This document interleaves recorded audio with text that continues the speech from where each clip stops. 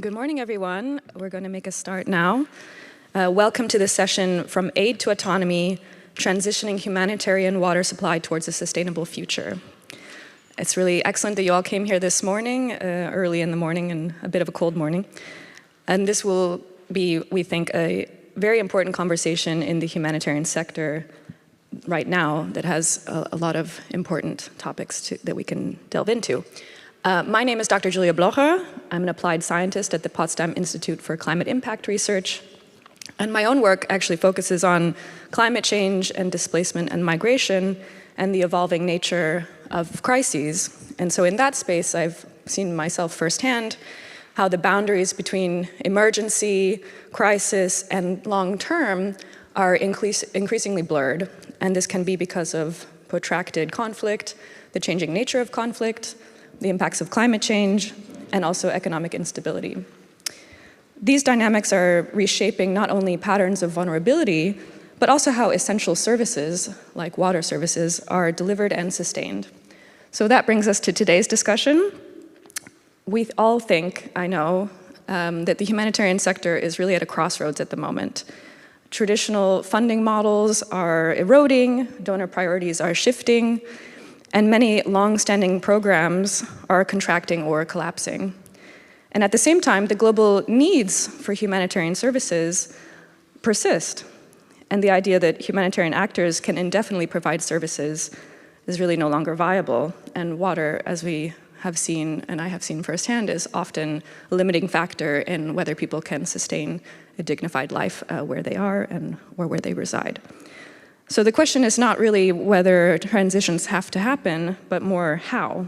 And across the sector, we've seen efforts to shift the management of water supply from humanitarian actors to more local or national authorities, or public utilities, or community-based structures.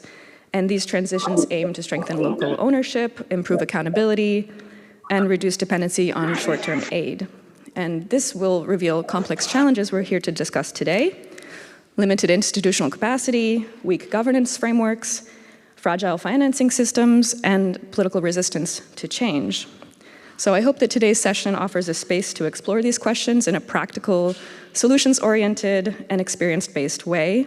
So we'll hear from panelists working across different contexts in this sector, reflecting on what's worked, what has not worked, and what those lessons that we've learned suggest for the future of humanitarian transitions.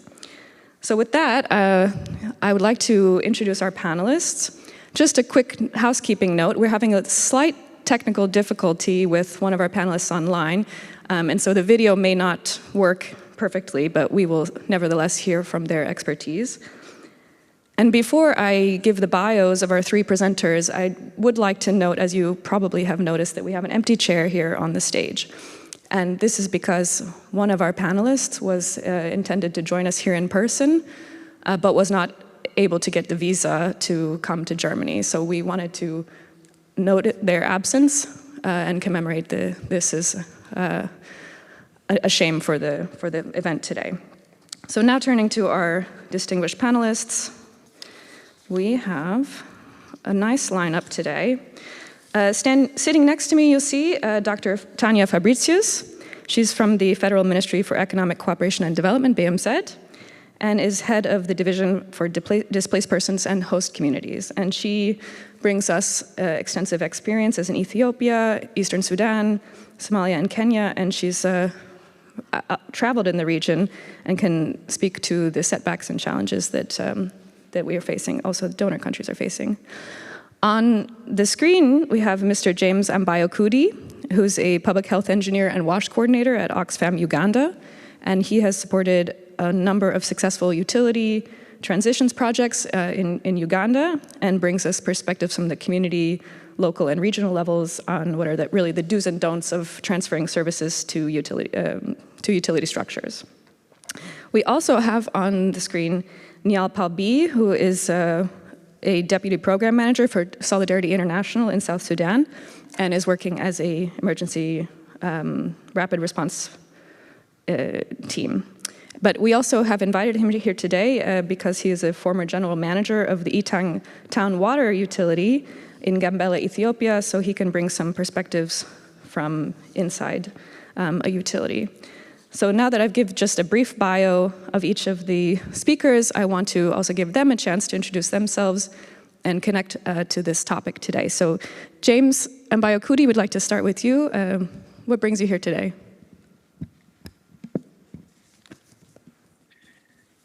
Thank you, Dr. Julia.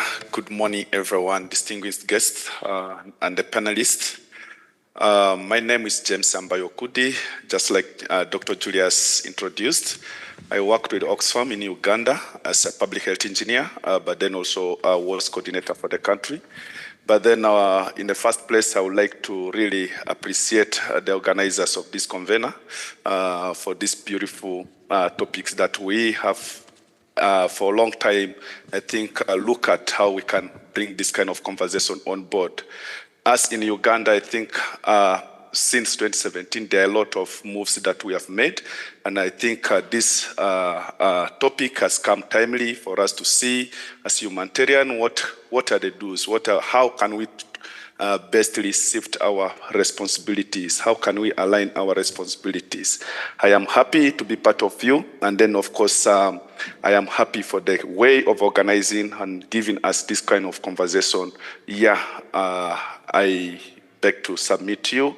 And then, of course, I wish us a better, good deliberation. Thank you. Thank you very much. And Nyalpal B, you are also with us today from with a lot of local experience that you're here to share, and especially working for water utilities. And I also wanted to note that you have extensive experience working with many thousand refugees in your work. So thank you for introducing yourself and your role in this conversation today.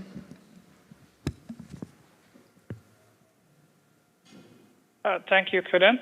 You hear me, right? Great. Yeah, thank you, everyone. Good morning from South Sudan. As you heard, my name is Nyalpal. So currently working with Solidar International as an emergency rapid response deputy program manager, a former Itangton water utility based in Ethiopia. I have been working in several organizations supporting this utility. I'm so glad that I'm invited today. So I will be talking about the transition and the challenges, how the utility are facing and how the humanitarian could support, and what will be the role of the local authority and all those challenges. I'll express those. I'm happy also to have you on board, mostly James and the organizers. So I'm so glad that I have you today. Yeah. That's all. Over to you. Thank you very much. So now, Dr. Tanya Fabricius, coming to you from a slightly different perspective. Maybe you can also provide a bit of a global overview given your role with BMZ. Thank you for being here. Yeah, thank you very much. And thank you very much, first of all, for the invitation. And secondly, for all who have joined here. I have to say, I think it is a real bummer that James and Nyad are not here with us in presence. I have to say, I had especially looked forward to meeting you here. And I think the audience too, whom I hope you can see, a lot of people are in the room.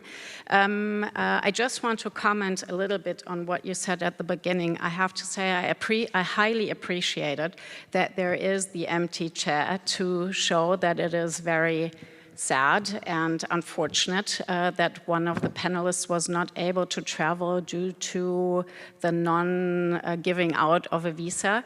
I cannot really comment on it, on decisions like that, but what I want to make sure is that obviously the government wants that we have this direct exchange. I think one little good aspect about COVID is that we are now all online a lot and that we can at least get you here like this. As you said in the introduction of the two friends, they both worked in the western part of Ethiopia in a program where I'm definitely sure we're going to speak about WASH in the Gambela region. Unfortunately, we also didn't meet there when I traveled there because at that time the security situation was so difficult that I was not allowed by the Ethiopian government to travel into the region, even though I wanted to travel there and really look. what's on the ground. But maybe as a little thing about me, myself, you have introduced me in a very good way, but what a lot of people do not know then is I actually started out more in the humanitarian field and more switched in the development field since I'm now working for the development ministry.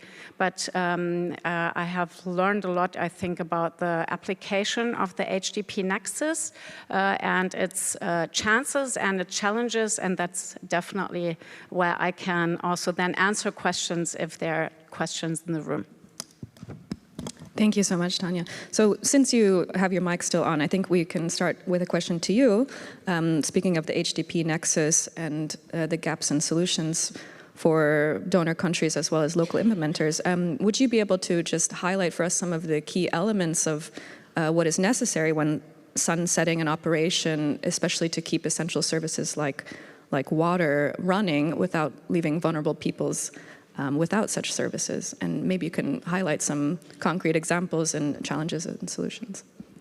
Yeah, I'm very happy doing that, but I also there want to comment one of the words that you're using. You're saying sunsetting. And I think here a lot connect this primarily with the sunsetting now in the humanitarian context. And what I always want first is that everybody who works in the humanitarian field does not see sunset the moment when the humanitarians are leaving the finding of a solution and a challenge, but it actually starts with a sunrise, and the sunrise is the beginning of a crisis. Obviously, all of us in an evolving crisis, especially a crisis which was not really foreseen, life-saving must be the first matter of concern for everybody. That's what humanitarians do, and this is obviously what the German government and others also support. This is a basic human rights that we assist human beings to be protected and life saved. But sometimes this urgency has led to the situation, from my point of view, that we have forgotten what does happen in a protracted crisis when we focus too long on the humanitarian solution. So all of us who are here, I guess, agree that for a long time we have established a lot of parallel systems which should not have run in a parallel world. And I have to admit, it sometimes shocks me a little bit, because when you look at the different setups for the UN organizations, at least, for example, UNHCR was established right after Second World War, and already in the General Assembly resolution was said that UNHCR should find durable solutions. We had actually already learned through the history that we should really find solutions and not only help, and then we continue help. And we also all know that all of us, especially the Germans in the room, who know out of our Grundgesetz that we protect the dignity of human beings, that the dignity of human beings also most of the time means self-reliance is wanted, because people do not just want to get charity. And I think we really have to always make sure that we don't put charity first without thinking from the start, where do we get a lasting solution?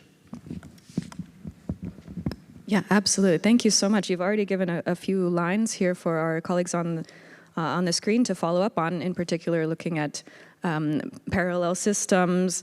How do we move away from a focus on humanitarian systems to longer term and locally led solutions? So thank you for this. But before we go to the more local perspective, maybe you could also comment a bit on one of the points that was in my introduction, which is about changing donor priorities, and also how some donors now, the global context for donor countries has changed, and some donors are pulling back from what they previously were very committed to. Can you share some perspectives of how perhaps Germany can better align with other donor countries to have a more sustainable activities and solutions in countries that need them the most? Yeah, I mean, it is not only aligning, it is actually from the beginning not only coordination. I cannot actually hear the word coordination anymore because we speak about it all the time. We get to get better in the coordination. We have to get very transparent about what we do in every country, who is doing it. And it's not only about the classical donors. It is everybody has to be on the realm. Also, the NGOs have to be more transparent about what they're sometimes doing. Obviously, that's a challenge, also often due to security reasons. The different UN organizations, the different banks, and the philanthropists. And we always have to also make sure that the new partners in the world who are not so transparent about what they're doing, that we also try to get aligned as much as possible in finding solutions together. Because the challenge is, it's not only about lessening money about finding solutions. Often, I mean, obviously money is needed for a lot of things, but sometimes it's not only about money, it's actually about getting together and pulling together into the same direction. And I guess this is right now in the current very, very serious and very challenging international arena, especially difficult. And thus, it is even more important that the ones who are aligned pull together even better in one direction to find solutions together. Yeah, absolutely. We're all in the same boat, and we should be rowing in the same direction. Thank you so much. Maybe we can come back later in the Q&A on risk proofing for future government transitions that we may expect. So now, coming to our colleague Niall on the line here, and switching to a more local perspective. So Niall, you have experience in Gambella, as we already said, where you identified sustainable water utilities and their relationship to humanitarian WASH responses as a key barrier to humanitarian transitions. Could you perhaps elaborate on this from your local perspective and identify some of the main challenges, for example, timelines being changed, and unpack some of those barriers for those of us here in the room? Thank you, Kidan. It is a nice question. I'll actually be responding this question based on the local perspective from the Gambella. So the local perspective from Gambella, barrier and solution are there. So from the Gambella experience, the biggest issue is that the humanitarian timeline and the utility development timeline are fundamentally misaligned. So when I say this, humanitarian WASH response are designed for the speed and the short-term delivery. So often operating on 6 to 12 month funding cycle. In contrast to this, building a functional and sustainable water utility requires years of institutional development, like capacity development, a tariff system, and government structure, and asset management. All those things are needed. This mismatch creates several key barriers. So, such as a parallel service delivery system, like humanitarian actor often establish and operate water system independently of the local utilities. This weakens the local ownership and creates a dependency. In some cases, the utilities are bypassed entirely. So another thing is unclear transition strategies.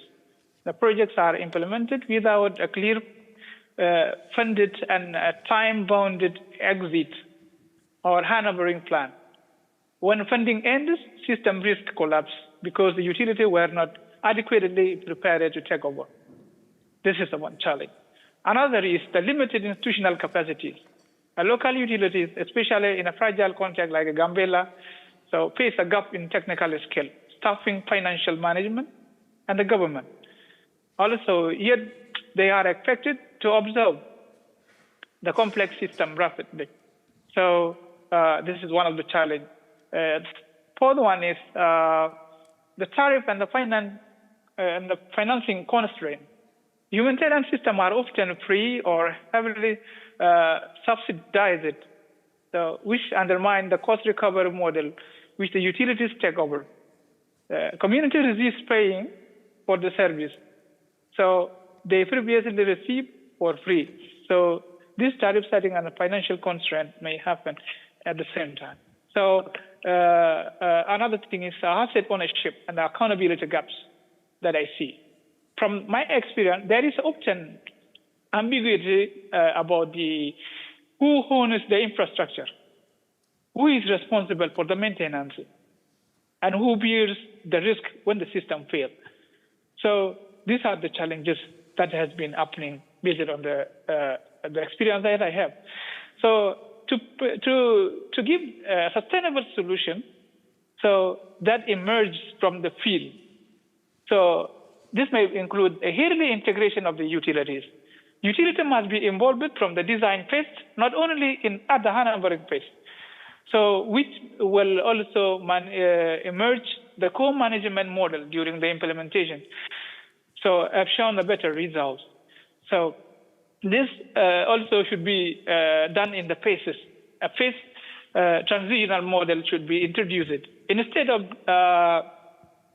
above handovering, so a gradual transfer of responsibility like that of technical, financial, and managerial system allow the utility to build the capacity while it's still being supported, not just handovering.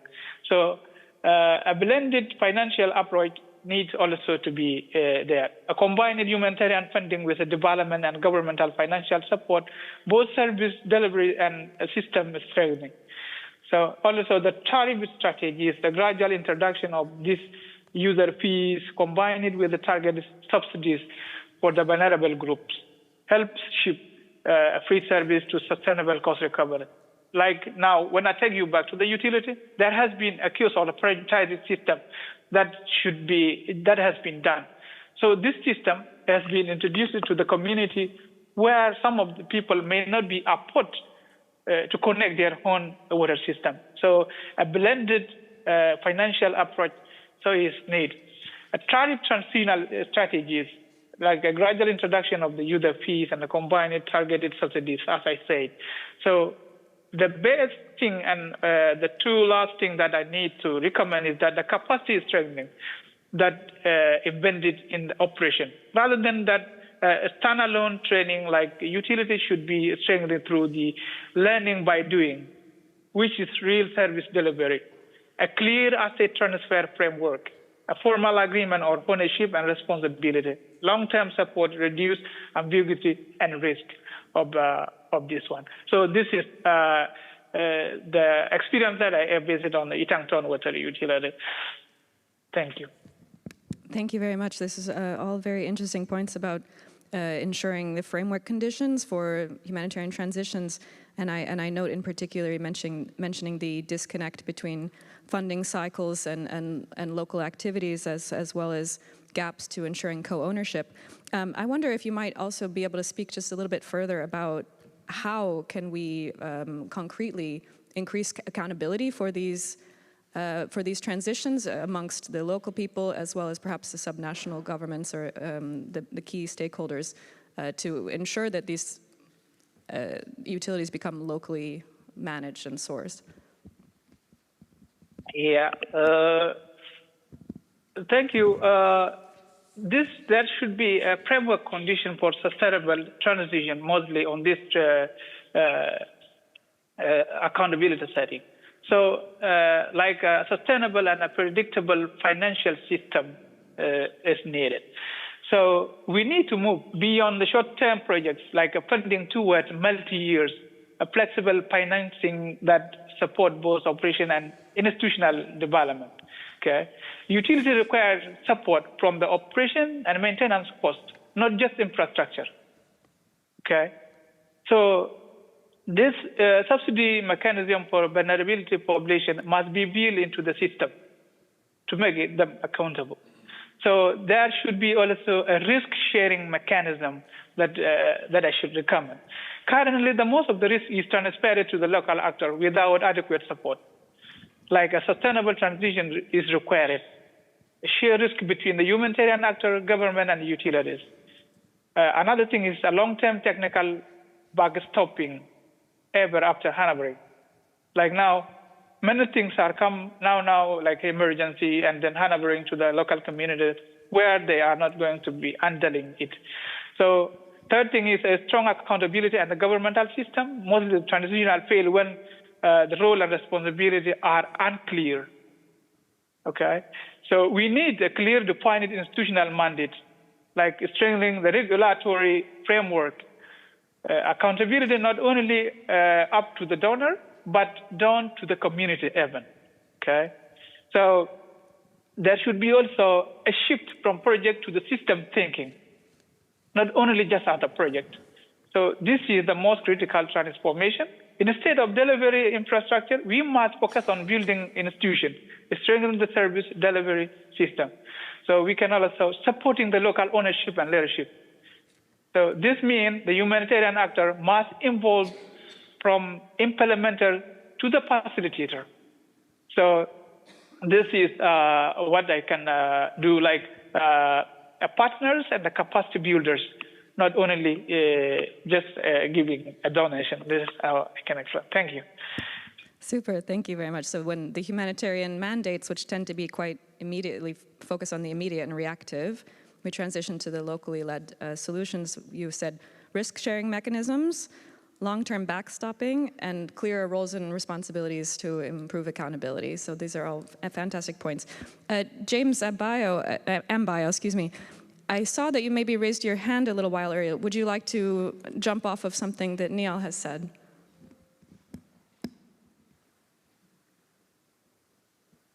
Not really, not really. Okay, thank you. Well, in this case, in any case, we come to you, James. You have also a strong experience on the ground and working with communities. And I wondered if you might be able to speak to some capacities that international actors, like international NGOs, humanitarian actors, tend to retain during and after a crisis that you might see as more better suited to national actors or subnational actors, local implementers. And I hope you might have some concrete examples for also strengthening long-term solutions. Well, thank you so much. And I think from Uganda perspective, I think I'll give you a clear a brief from Uganda perspective. Yeah, just I'd said earlier on, you know, we as humanitarian organization or humanitarian partners have evolved for long time, over decades. And just like Dr. Tanya has said, humanitarianism in water supply starts like with emergency phases, especially let's look at water tracking, which of course up to now is something which is still on because of the protracted kind of arrangement of displacement of people that continue to exist. Yeah, to me, I think there are clear roles as we establish, just like our mandates, just like Dr. Tanya said earlier. Long-termly, we have all set mandates. For instance, let's look at UNHCR for over years, that there are mandates that have been given on to put a durable solutions. But because of this protraction of displacement, we continuously shift away from some of the durable solutions. So to me, I think one of the areas is, of course, looking at how we chip in to support some of this durable solutions is area that we need to really focus on. One is, of course, we look at operational modality and the capacity, just like my colleagues have said. When during protraction of displacement, basically, local partners or utility organization, capacity-wise, they become incapacitated. So some of these capacities have to definitely continuously rely with INGOs or continuously be with INGOs to keep them at that absorption capacity. Because those are some of the capacities that we normally retain. In terms of linkage with the communities, sometimes in most cases, I think when we look at, when we are talking about durability or providing a durable solution, who interface the community is one thing that we need to always ask. If we are looking at a local-based solution, I think at a district level or at a county level, the district is a better situated to always interface with these people, with the communities that we engage. That brings into the utility itself. When we are transiting our mandate, I think the utility entities have better hands to engage basically with the community. So I think we don't need to see how we can continuously interface with the community.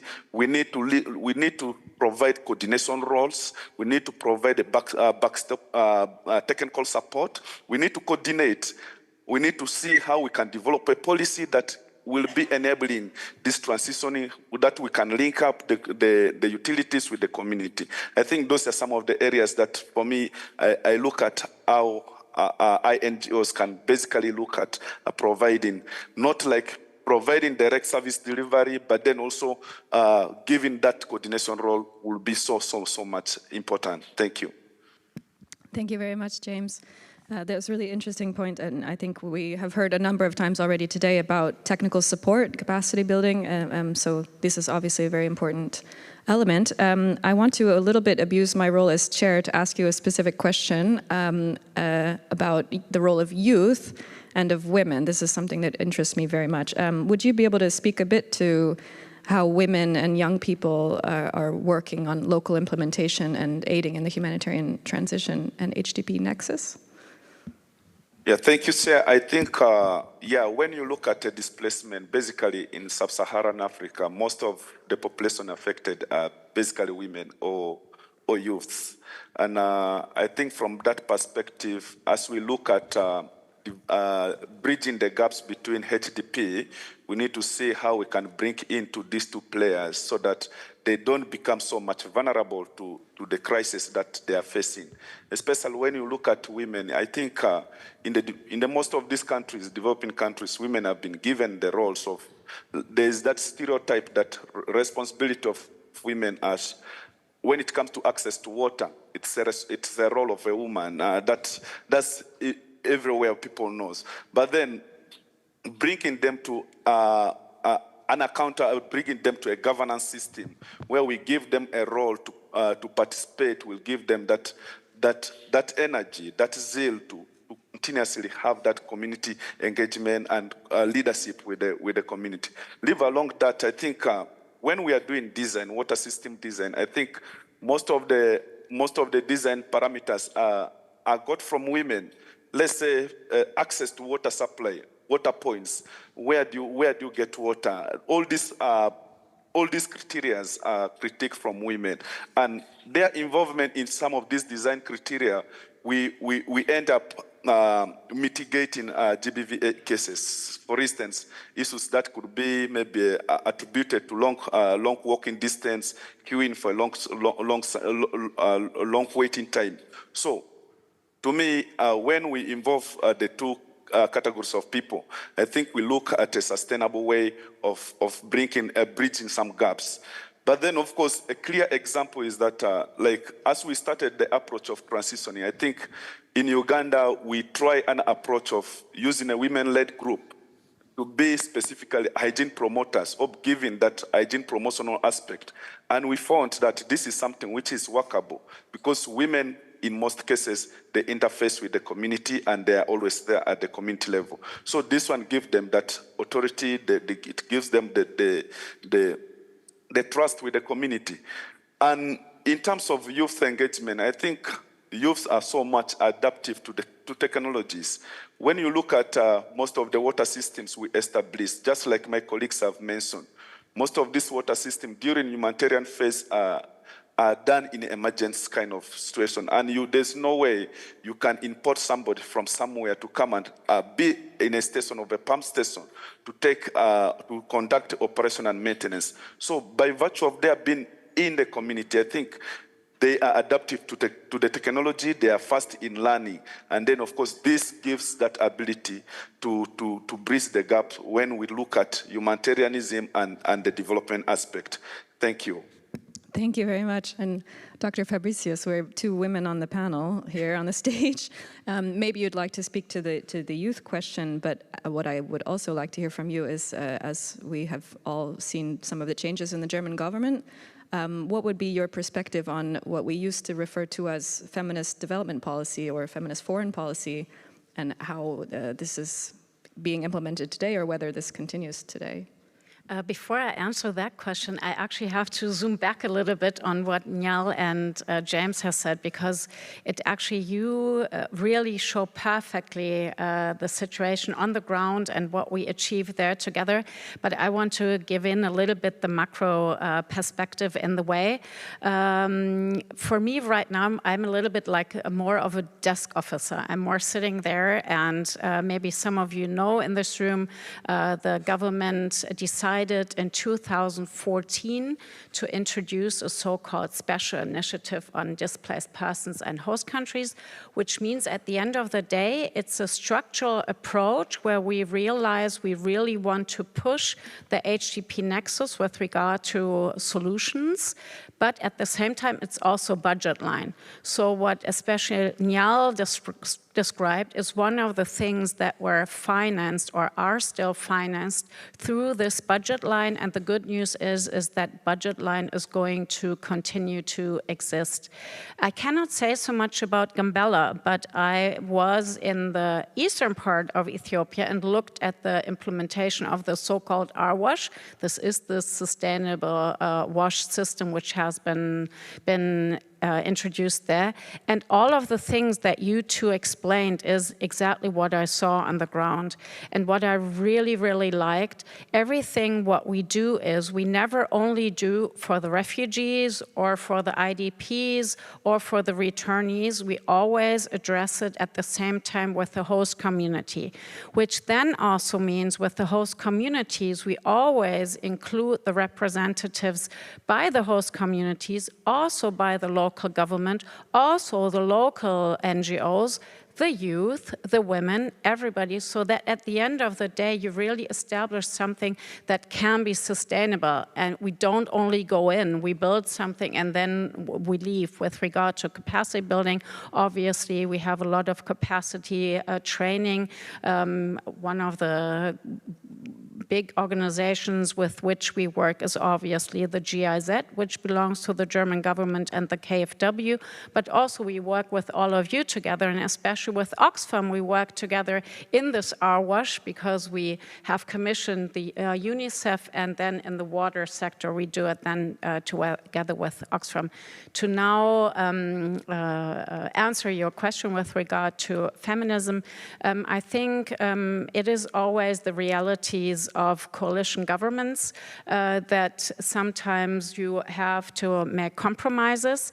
And I would say that one part of the coalition government has decided to not maybe use the term feminism so clearly anymore in the foreign and in the development policies. But that does not mean that it does not exist. And I don't know who in the room has already met Rem Alabali Radovan, the Minister for Development. I mean, she is just magnificent, and I think she's very realistic that she says, maybe I don't always use the term feminism, but it's what we are actually doing on our daily work. So when James was speaking about the inclusion of women in the programs, our whole programs, they aim on social cohesion. Obviously, women and youth have an extremely important role to play, so they're always included. And in the log frames, there are even like percentages, how many women have to be included. So that is always tried to be assured. Thank you very much. Niall, would you also perhaps like to weigh in on this question of women and youth and how that affects the local implementation and locally led solutions in your experience, and if you had any examples? Yeah, actually, this is very important where the implementation fail or get a great result. So from my experience, integration of the female and the youth, it is very important. Like in the context of Itangton Water Utility, in the board of the management even, during the decision making, women has a 60% vote of the community, in which the implementation should include all, like since they are the end user and from the context of the culture, women are those who fetch the water, who do the cooking, and also all work at home. So it is must to include them in the decision. Even they are now including as the WASHCO or Watson community. So all are those women. From the youth perspective, youth must be included, since they are the people who are integrated in the jobs and can do ever work as have a capacity to do things to stabilize the system even. So from the perspective of the utility, so from the 75 people that have been hired, 69% of it are the youth who have been doing the work, and they are also involved in the decision. So this promotes the sustainability of the Yitangtan water supply. Fantastic. I asked for concrete examples and I wasn't expecting such clear statistics, so thank you very much. This is excellent, and I should say that the reason why I'm particularly interested in this question is because I myself am the president of the International Youth Federation, and I've seen firsthand in a lot of contexts how important it is for youth to be involved in shaping programs, but also because, as mentioned by James, they're very often the early adopters of different new systems or new technologies, and also through being really connected and communicating, it makes it easier for people to share information and ultimately be connected in longer term activities. So we have about a half an hour for Q&A, if you're ready. And so I will I think there's mics in the room, is that right? Yes, so unfortunately we very much appreciate the online audience, but we've understood that we can't take questions from online, so we take questions in the room, and perhaps you can just raise your hand and a mic will come to you. There's one over here. Okay, so my name is Simone Clavita, humanitarian. I have a long history with UNICEF, including in Ethiopia developing the AirWASH program. I would like to come back to this later because my very first comment is on this discussion on WASH and gender. I'm a bit provocative. We see two male colleagues from Ethiopia and not a woman. The statistics for who is leading utilities in Ethiopia and all over the world is very male dominant. The statistics for chief of WASH in UNICEF and females leading humanitarian and development programs, out of the 45, my latest statistic is 3 female, and they call it, or we call it, competence center, just shifted from New York to Nairobi as part of the reform of the UN, which is a very welcome shift. But out of the 5 senior advisors, none is women and none is black. Or maybe not the most appropriate cultural description, but and this is our situation. Yeah, so women in WASH in leadership position are not existing or rarely existing. That's just a comment on it. Yeah, so I also have my statistics, or we have our statistics as women in WASH. We are globally pretty good connected, not really resulting in a shift of leadership. And for me, that's especially in humanitarian response important because you don't have women in leadership positions making decisions because we're not there and we are not visible, yeah, providing the role model to the youth. So I'm much less optimistic than you are. Coming back to Ethiopia, I would like to tell the story of Ethiopia a little bit different to the colleagues in Ethiopia itself. What I'm seeing is, and I'm coming from, I'm a utility expert, and we constantly work with utilities as a first responders. Right now, I'm involved in the Gaza response and developing a national bulk water utility, which includes Gaza, and I just have closed a 3-year program with the EU. That's the learning, yeah. So to shift as early as possible already in the humanitarian response to utilities, and we have quite a good number of success stories to tell. And in the region you are coming from, the story I would like to tell with a different focus is much more positive. You have the classic teething problems now of a utility. Yeah, and that's the same if you form a utility, let's say in Poland, Hungary, Austria, or you have the very same problems. You are talking affordability, you are talking capacity development. That's the same story we have here in Germany as well. Yeah, so it's welcome in the world of the normal problems of a utility. And just to have another statistics to kind of manifest this, what I think is a good story to tell. We had, when we started the utility formation, we had water trucking as a dominant feature to provide water to refugees, and it cost nearly $10 per cubic meter. I'm quoting 2018 figures here. Yeah?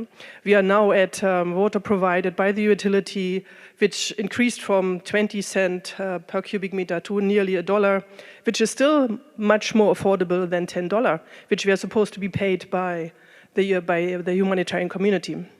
And I do agree that we need to look into affordability in Ethiopia, because you have a wide range of income of the different families, including the refugees and the hosting communities alike. What we also have done is capacity development. There was a build, operate, transfer model. That's the most state-of-the-art mode of implementation you can look at. We have done capacity development, which was performance-based, which was provided via KfW funding by a German consultancy firm. So there is a lot of good stories to tell. Yeah, I'm finishing. There's a lot of good stories to tell, while I'm not neglecting running a utility in a state like Ethiopia with all the challenges around is. It's not easy, I know. Yeah, but there are also very positive things to look at. Dr. Tanya, would you like to respond maybe to I this? answer directly. First of all, with regard to your comment, yesterday I actually met with KfW colleagues in Frankfurt, and also some who are responsible of commissioning and working on RWASH. And I have to say also the technicians there and the engineers, most of the time they're male. So it's I think it's a worldwide phenomenon that we have to make sure that, especially in this area also, there is more women leadership. I'm going to look in it a little bit more, because the representatives from UNICEF WASH in New York were female when they spoke with me, but I will look into it.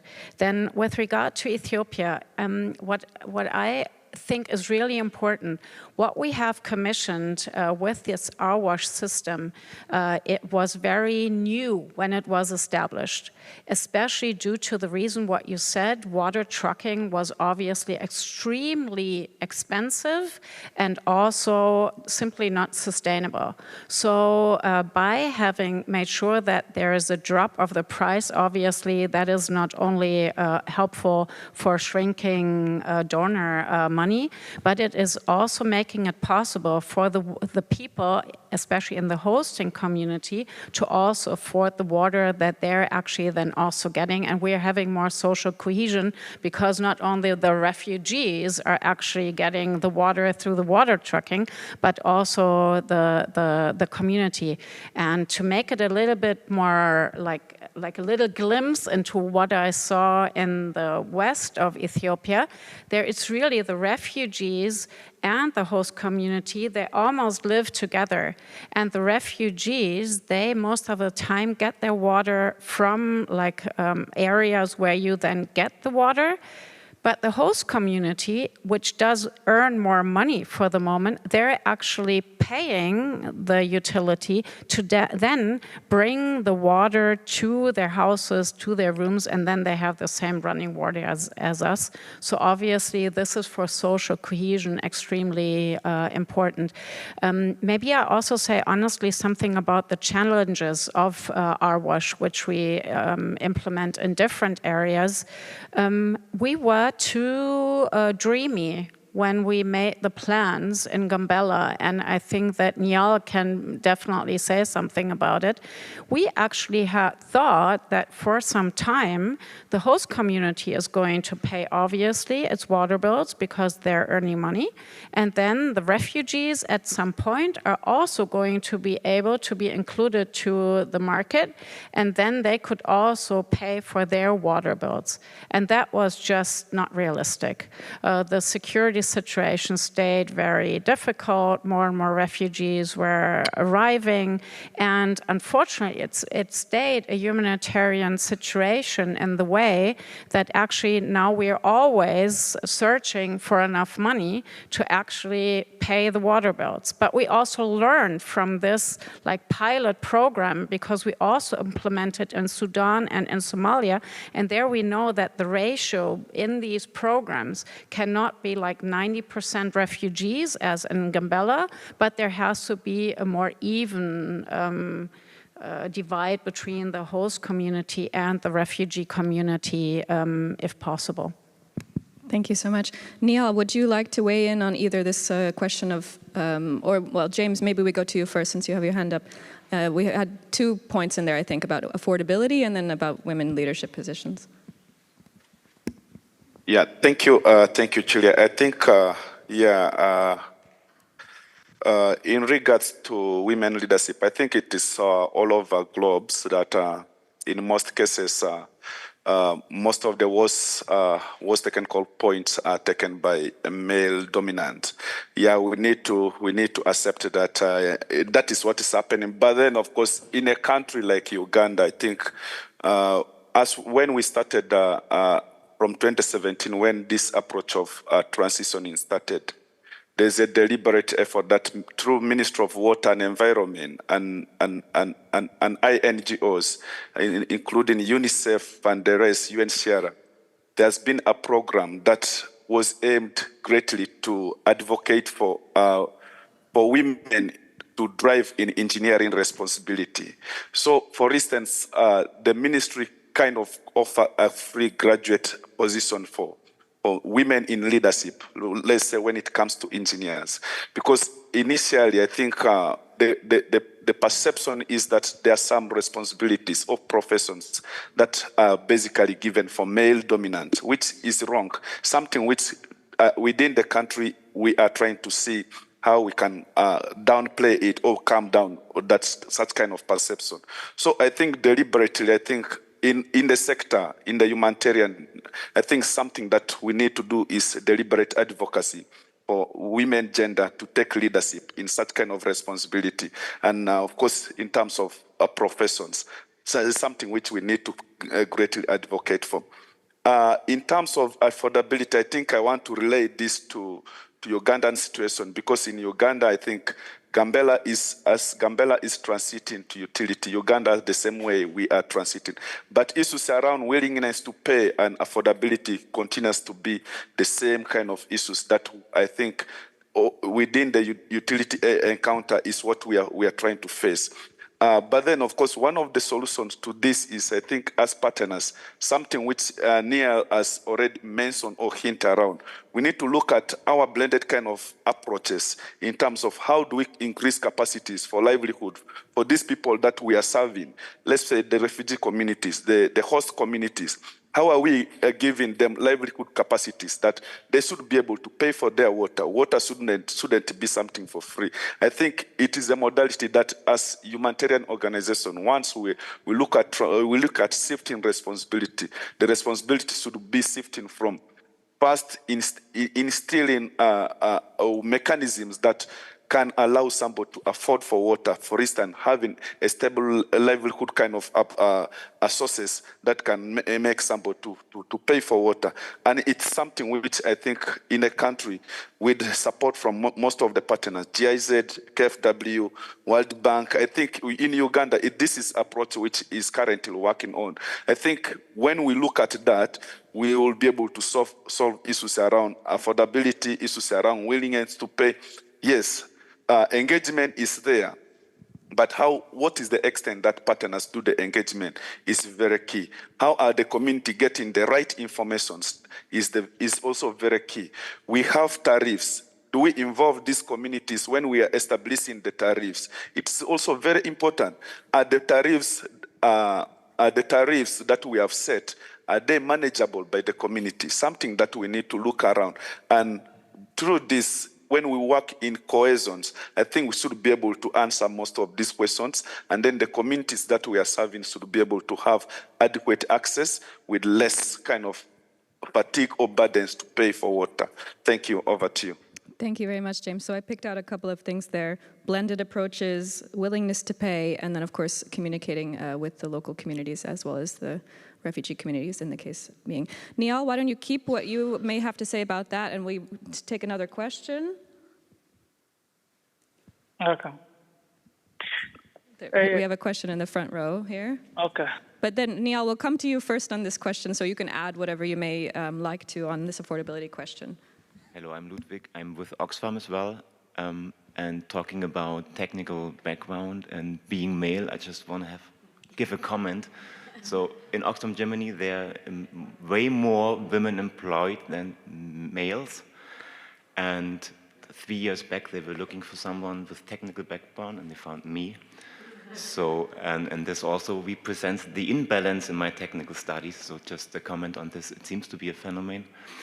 Maybe Tanya, Fabricius, for you, in the beginning you mentioned you were talking about coordination and telling that INGOs should be more transparent. What do you exactly mean by that? And sometimes I also wonder, you also mentioned it, that BMZ is implementing a lot of transitions through KfW and also GIZ. Like, what is the benefit of this, and why don't you fund maybe directly local partners, for example? Mm-hmm. Well, first of all, to your first question, what did I mean with more transparency? What sometimes happens, and I just experienced it in Chad, and the current Chad government really tries to move the agenda of sustainability. Sometimes it is very difficult for them and also for us as partners on the ground to know who is doing what. So in a time where there are shrinking donor funding, then we have to make even more sure that we know where are pockets where we can go out with certain fundings or what we are doing, or where is it especially important that we go in. Like what I said, for example, where we thought we can go out with humanitarian funding, that development sustainable solutions are going to solve the crisis on the ground, they were just not realistic. So we need to know who is actually there, who is actually planning and has the capacity of staying in that area, or who does not have it. Obviously, that is always very difficult, and we know in certain country situations, being transparent also as an INGO and even more as a local NGO is not a challenge, but one does not really know when does maybe the climate change, so there is obvious reluctance. But it would be very good, as much as the government donors, obviously we have a data platform at the OECD, everybody can transparently look what does actually everybody do, but with others, sometimes we don't know it. Also with the philanthropists.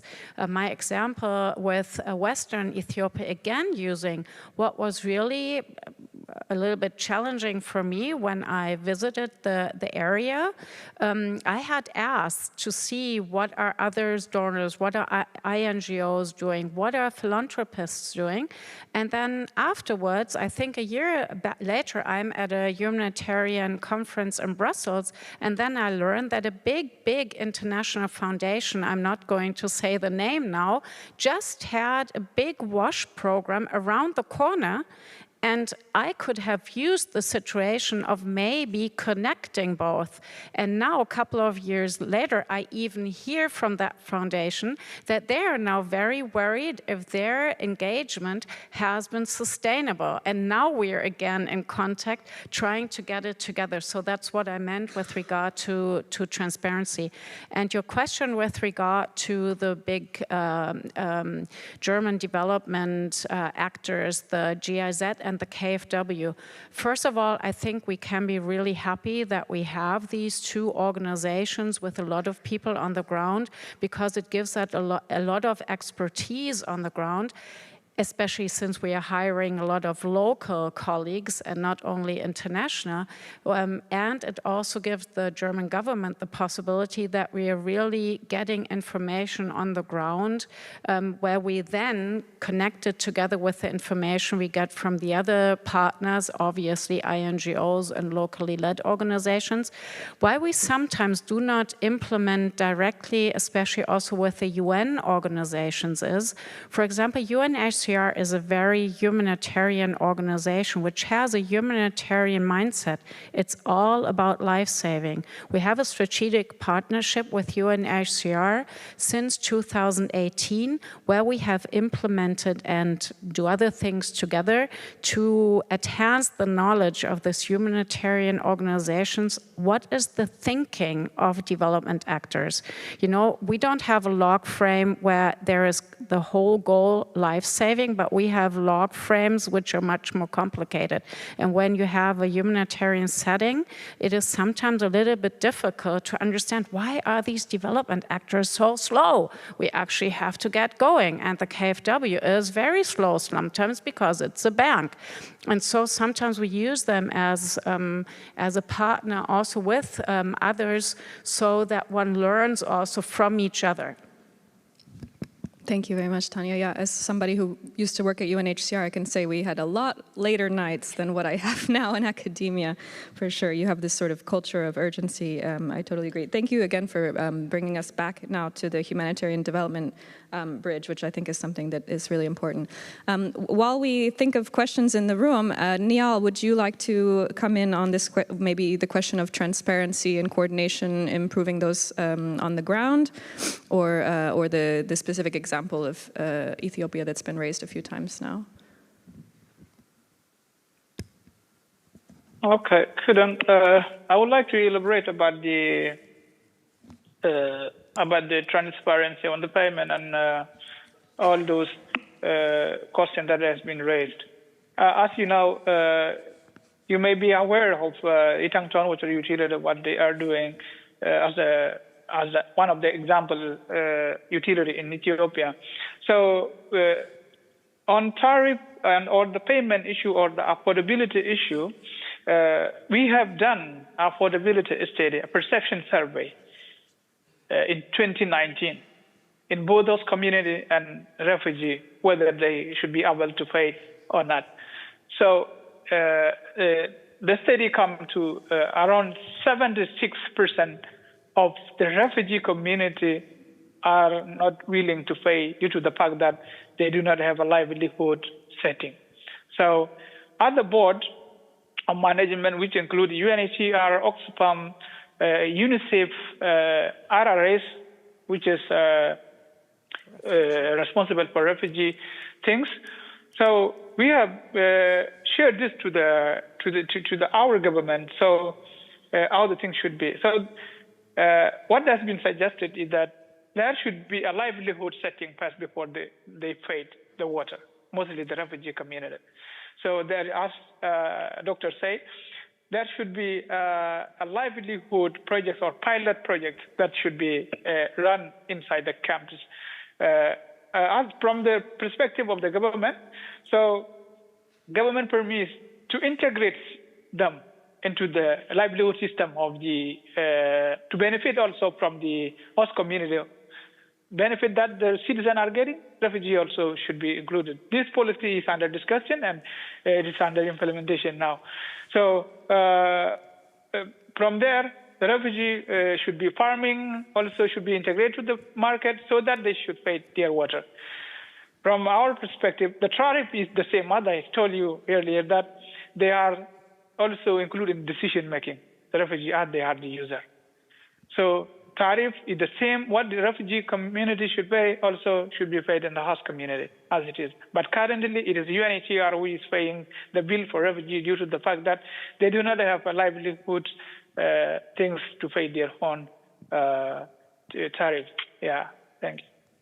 Thank you very much. You want to come in on this? Yeah, maybe I want to add, there's something, thank you that you're raising the commitments that Ethiopia and others, also Kenya, we can refer to with the Sharika plan, have announced and have also announced as an obligation to implement at the Global Refugee Forum. So in Ethiopia, it's the Makatet plan. In Kenya, it's the Sharika plan. And maybe by mentioning the governments, obviously the governments are extremely important with regard to sustainability. So for example, in the different WASH programs that we have, it is obviously always very helpful when you have very good local and governmental or governors leadership, which you have in some areas, and some areas you don't have it so much. In Kenya, what was really, really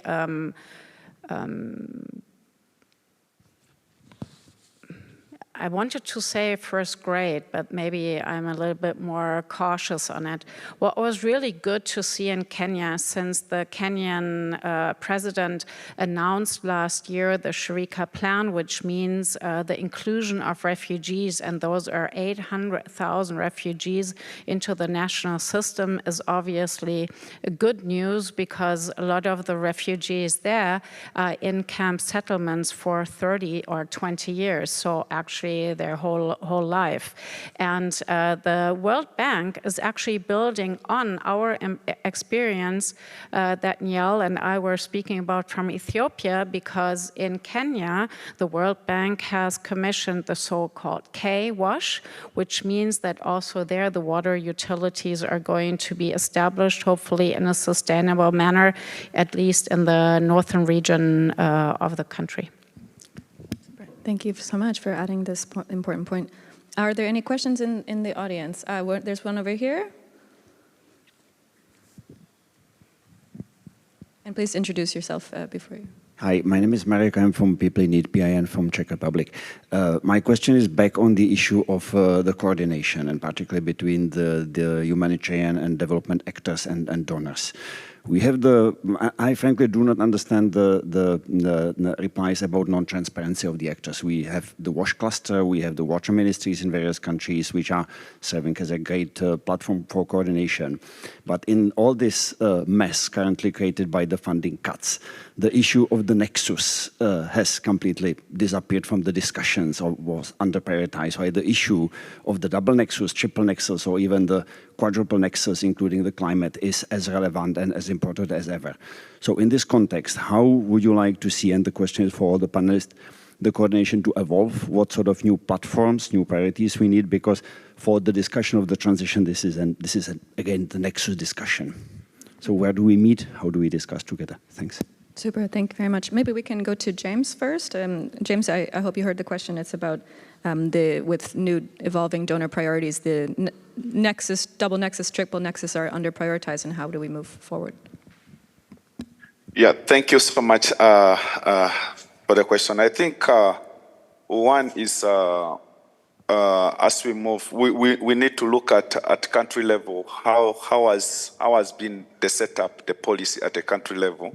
I can hint you an example from Uganda. I think apparently in the country, all coordinations of what sectors have been rolled out Ministry of Water. We all report to Ministry of Water, all entities, including UNCRR, including KFW, including GIZ. We know all our database are with Ministry of Water. So Ministry of Water as a ministry work hand in hand with other departments. Let's say Department of Relief and Disaster, Department of Education, Department of Health. So at an appropriate time, all these departments, they normally convey a ministerial meetings that normally brings all these heads of sectors in. So I think the point should be from the country level, and then of course onward, how we onboard it going forward, looking at the shrinkage of the resources.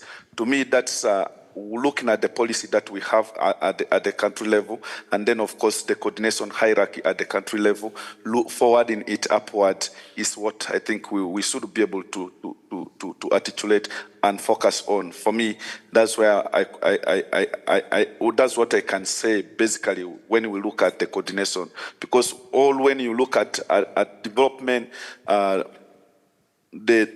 disaster and relief could come in a response way.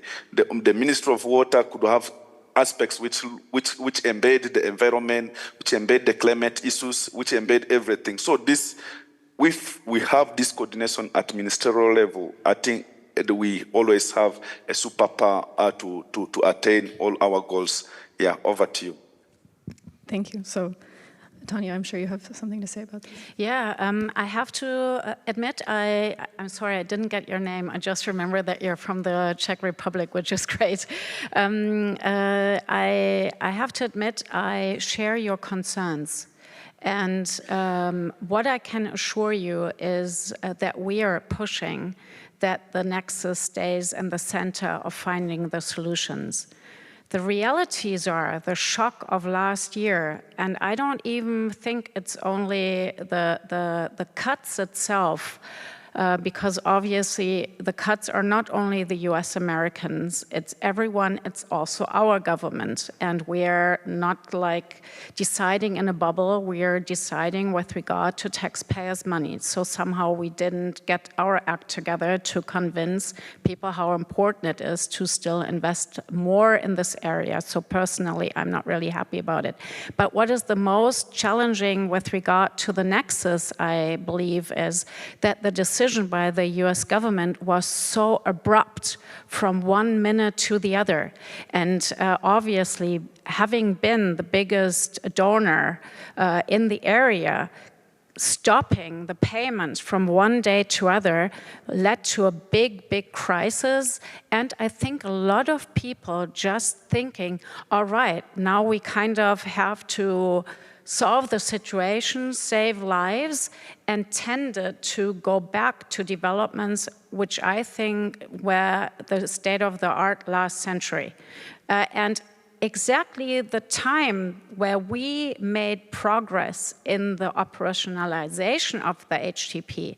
And I have to admit, 3 years ago when I came into this division, I was completely shocked to learn that we, with maybe the Dutch, we were kind of on the forefront, and the Japanese, of implementing the Nexus. I actually thought that the state of the art, it wasn't. Speaking from the development ministry, who's not in the lead ministry on humanitarian affairs, it's the foreign ministry, I have to say I'm very concerned about how the humanitarian reset was done internationally. Obviously, Germany had a different position, but internationally. I think it was, I would have liked to have a solution where we don't have a humanitarian reset and now a UN80, but I would have liked to have an HDP reset, kind of, where at the end of the day, we get the different columns nearer together, understanding more about each other. And coming from the humanitarian field, I know it's very difficult for humanitarians, due to the humanitarian principles, to actually also sometimes open up more to the development field. But I definitely think from all our experience, it's possible. It's not possible everywhere, but the WASH example shows very well how much impact we can have, but which are also the caveats. And you can only overcome the caveats if you really work together in a team. And that means with INGOs, with local NGOs, with the UN partners, with the development banks, with the other development actors and the humanitarian actors. Super interesting. So now we've heard from your perspective the sort of helicopter view of the humanitarian reset and coordination at the global level, and also from James at the more local level about interdepartmental coordination and working together in that sense. Niall, would you also like to weigh in on this question of evolving coordination mechanisms and also reintegrating the nexus or multiple nexuses into this topic? I would like to elaborate that in Ethiopian context, how the coordination work in Ethiopia. So it is really elaborated by James and Doctor. It is really a great idea that they already elaborate. So the Nexus platform in Ethiopia, it used this a structure like HDP Nexus accelerated group. Like it functioned to joint planning between UN, NGOs, and the government, aligned humanitarian development and the peace actor. So from the government leadership, the key ministries are like those of water and energy at the country level, National Disaster Risk Management and the Commission. So their role is to lead the integrated recovery plan, mostly from these water supply things, and avoid the fragmented intervention. Mostly the sector level coordination, like the WASH cluster plus the developmental platform. The humanitarian side, WASH cluster emergency, development side, like One WASH national program, which is currently working in Ethiopia. A Nexus approach, like it links a cluster response to the governmental system, a gradual transition from the NGO-led to the governmental-led, like what Itangton Water Utility is doing. So the key coordination mechanism here is a joint assessment, like we conduct a multi-sectoral needs assessment, including water access, conflict risk, climate and drought risk. This avoid the duplication and ensure the shared understanding. So a collective outcome, like a partner agrees on the common result, example like reduce waterborne disease by X%, which include also the Ministry of the Health and others related. Increase of access to the safe water in complex areas. All actors contribute differently, but toward one goal. So this is what is happening in Ethiopia. By integrated plan, it is just to combine the humanitarian response plan, developmental plan, and the peace building strategies. This is like one of the examples is used to join the recovery plan, like example Tigray currently. So to embed the triple nexus. So this is how we are doing sharing coordination platform, like regular coordination meeting. We are doing a cluster meeting, Nexus working group, data sharing system, a mapping watch service, monitoring vulnerabilities, and all those. So this is how Ethiopia currently is working. Thank you. Thanks so much, Neil. I think we could possibly make time for one short question if there's one in the audience, and since we started a little bit late. Okay, over here. I suppose it's just an observation, really, and I know humanitarian needs is looking at immediate needs, but you know, if you look at urbanization in Africa, 90% of urbanization in the next 20 years is happening in Africa. This means that internal displacement is going to skyrocket, and with that, we are going to need to look at really long-term vision, long-term solutions. And I know we've talked a lot in the conference about finance, but if we look at debt flows, where the money is flowing, and debt repayments, particularly in African countries, they're completely overburdened.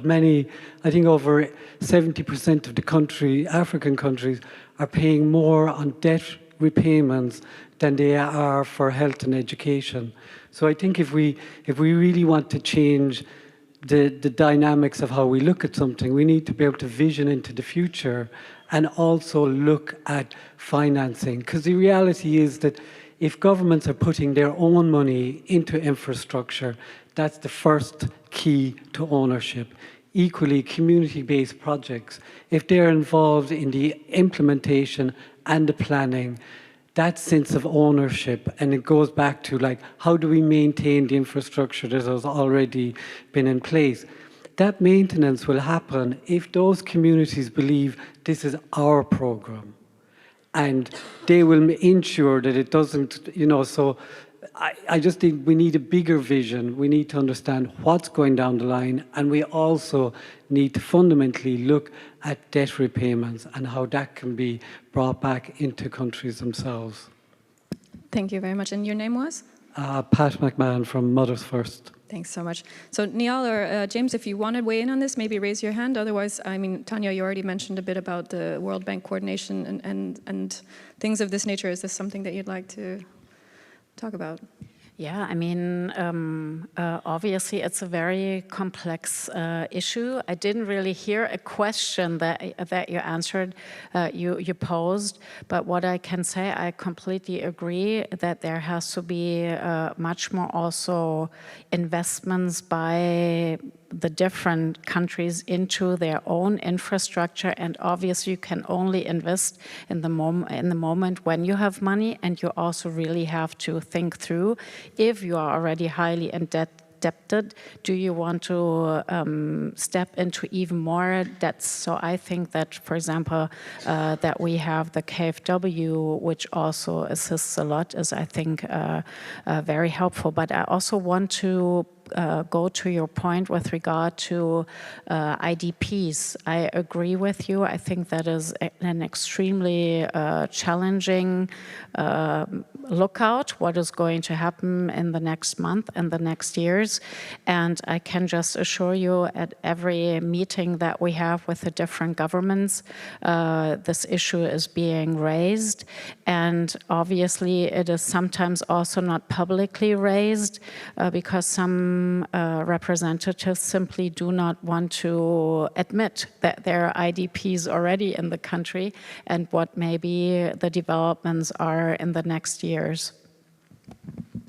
Yeah, absolutely. And thank you also for bringing in the IDP perspective. I mean, we, of course, have talked recently in meetings that I've been a part of anyway about IDPs then eventually sometimes crossing borders if they are not able to find dignified solutions where they are. I think what I would do now is just give a few takeaways from this discussion, and then try to give the last word to the panelists in case they have, one final thought to share. So I wanted to wrap up just by trying to apply some of the lessons we discussed here today to the kind of larger theme of the conference. What I've noted basically is that a key takeaway really is, first of all, that humanitarian systems and humanitarian actors are already transitioning to locally led solutions. We heard a number of examples together today across WASH and other sectors, and we heard different ways of doing this and perhaps very context-specific ways of doing this. So maybe there's no single model or silver bullet solution here, but we need to make sure to think about the context, the political systems, and so on. Obviously, these transitions are going to take time and increased coordination. And I think what I mostly piqued my ears today was the structural and political factors that are shaping what is possible in these transitions.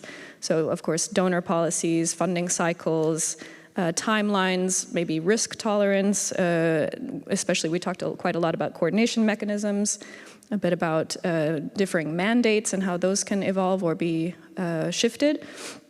And then, of course, the locally owned and locally shaped solutions, including women and young people. So I think all of these things can either constrain or facilitate these transitions.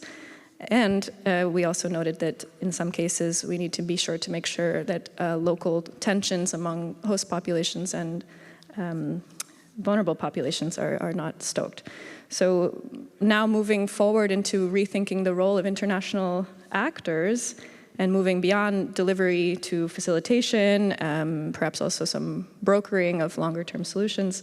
I think we all in the discussion today recognize the role of local ownership, that this is not automatic but needs to be supported through technical capacity building, as well as discussions among actors that are involved, different leaders at different levels, women, youth, older people, younger people. And maybe a note of caution that we also heard is that there's really a clear risk of service gaps, and that perhaps we can think of better ways to ensure that those are bridged in the future.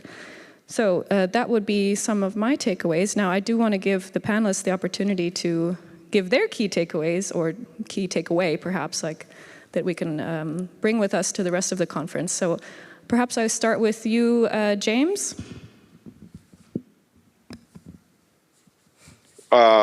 Thank you, Dr. Julia. I think from my side, my key lift rolling point could be, as we look at transitioning, this is not a one-way event, just like you have mentioned.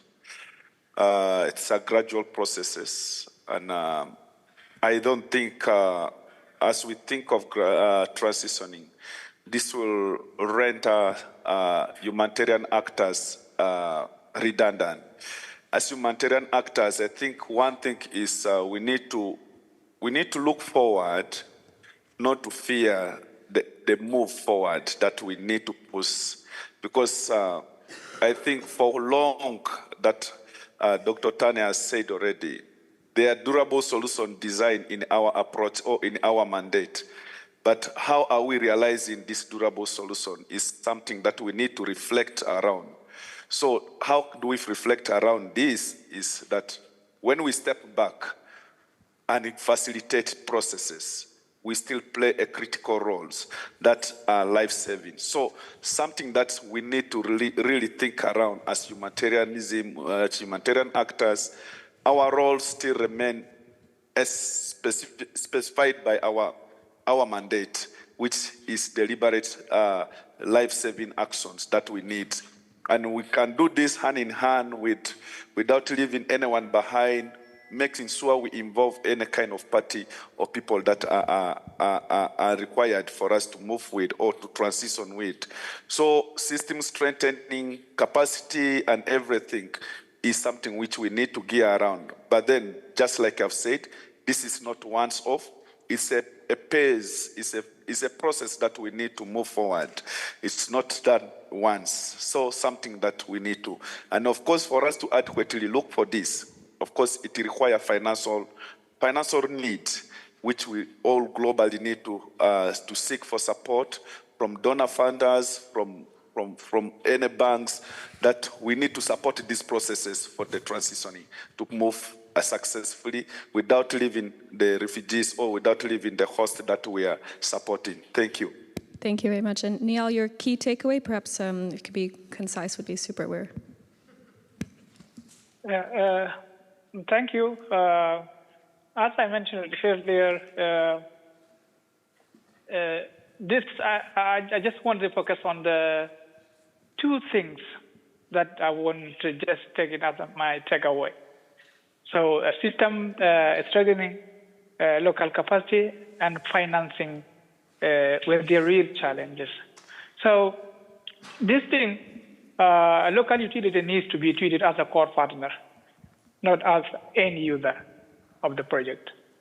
Mostly on this capacity building must move for short training to embedded, as I mentioned earlier. On-job support, utilities should be involved in design, procurement and operation from the day one to the end. So we need to strengthen three things simultaneously, mostly the technical capacity, the financial management, the government accountability and leadership. So I think from my presentation, the key learning lesson is that capacity is built through responsibility, not the observation. If the utilities are not given a real role earlier, they cannot perform better. So second thing is that on the financing system, the biggest risk is to continuous financial gap after humanitarian actor leave. So as I mentioned earlier, we need to blend the financial models, donor support for capacity mostly for the capital investment, government contribution for the staff and oversight, use tariff for the operation and maintenance. So this is very important. Most importantly, funding must shift from short-term project to the multi-year system support, including the operation, not just infrastructure. So this is what I want to explain from the perspective of the utility. Thank you very much. Thank you, Niall. Now, last word to you, Tanya, key takeaway. Yeah, very, very fast teamwork. Very fast teamwork, working together in the different roles that we have, and especially also keeping in mind that there is a public in Germany and also Europe, all over the world, which unfortunately somehow gets more and more critical of humanitarianism and also development cooperation. That means also everybody should think, do we do it good enough the government doesn't. We try to get better and better to explain what we are actually doing, and not only in a way that we give aid, where sometimes I guess people think, hey, we give so much aid, but there is actually not a solution.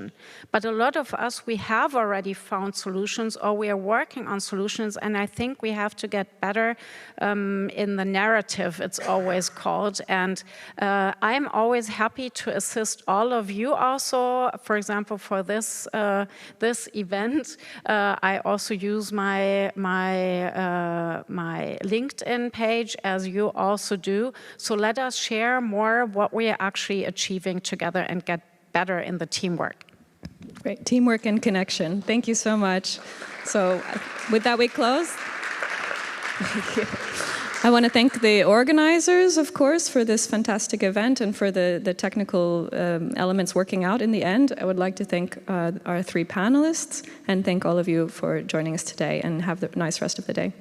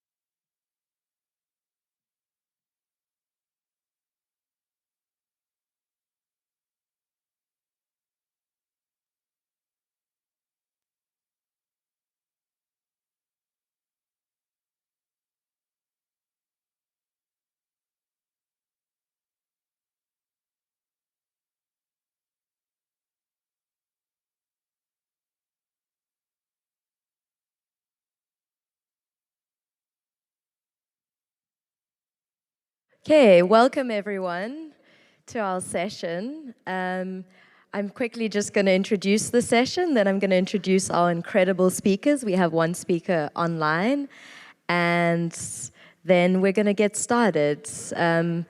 Today our session is going to be focusing on the increased worrying trend of increased criminalization of impartial aid, and it's also going to focus on the increase of harmful information that is being spread by big tech and social media platforms, and then the link between the two. So we're first going to speak more about the criminalization of impartial humanitarian aid, and then we're going to focus on the harmful information aspect, and then the link between the two.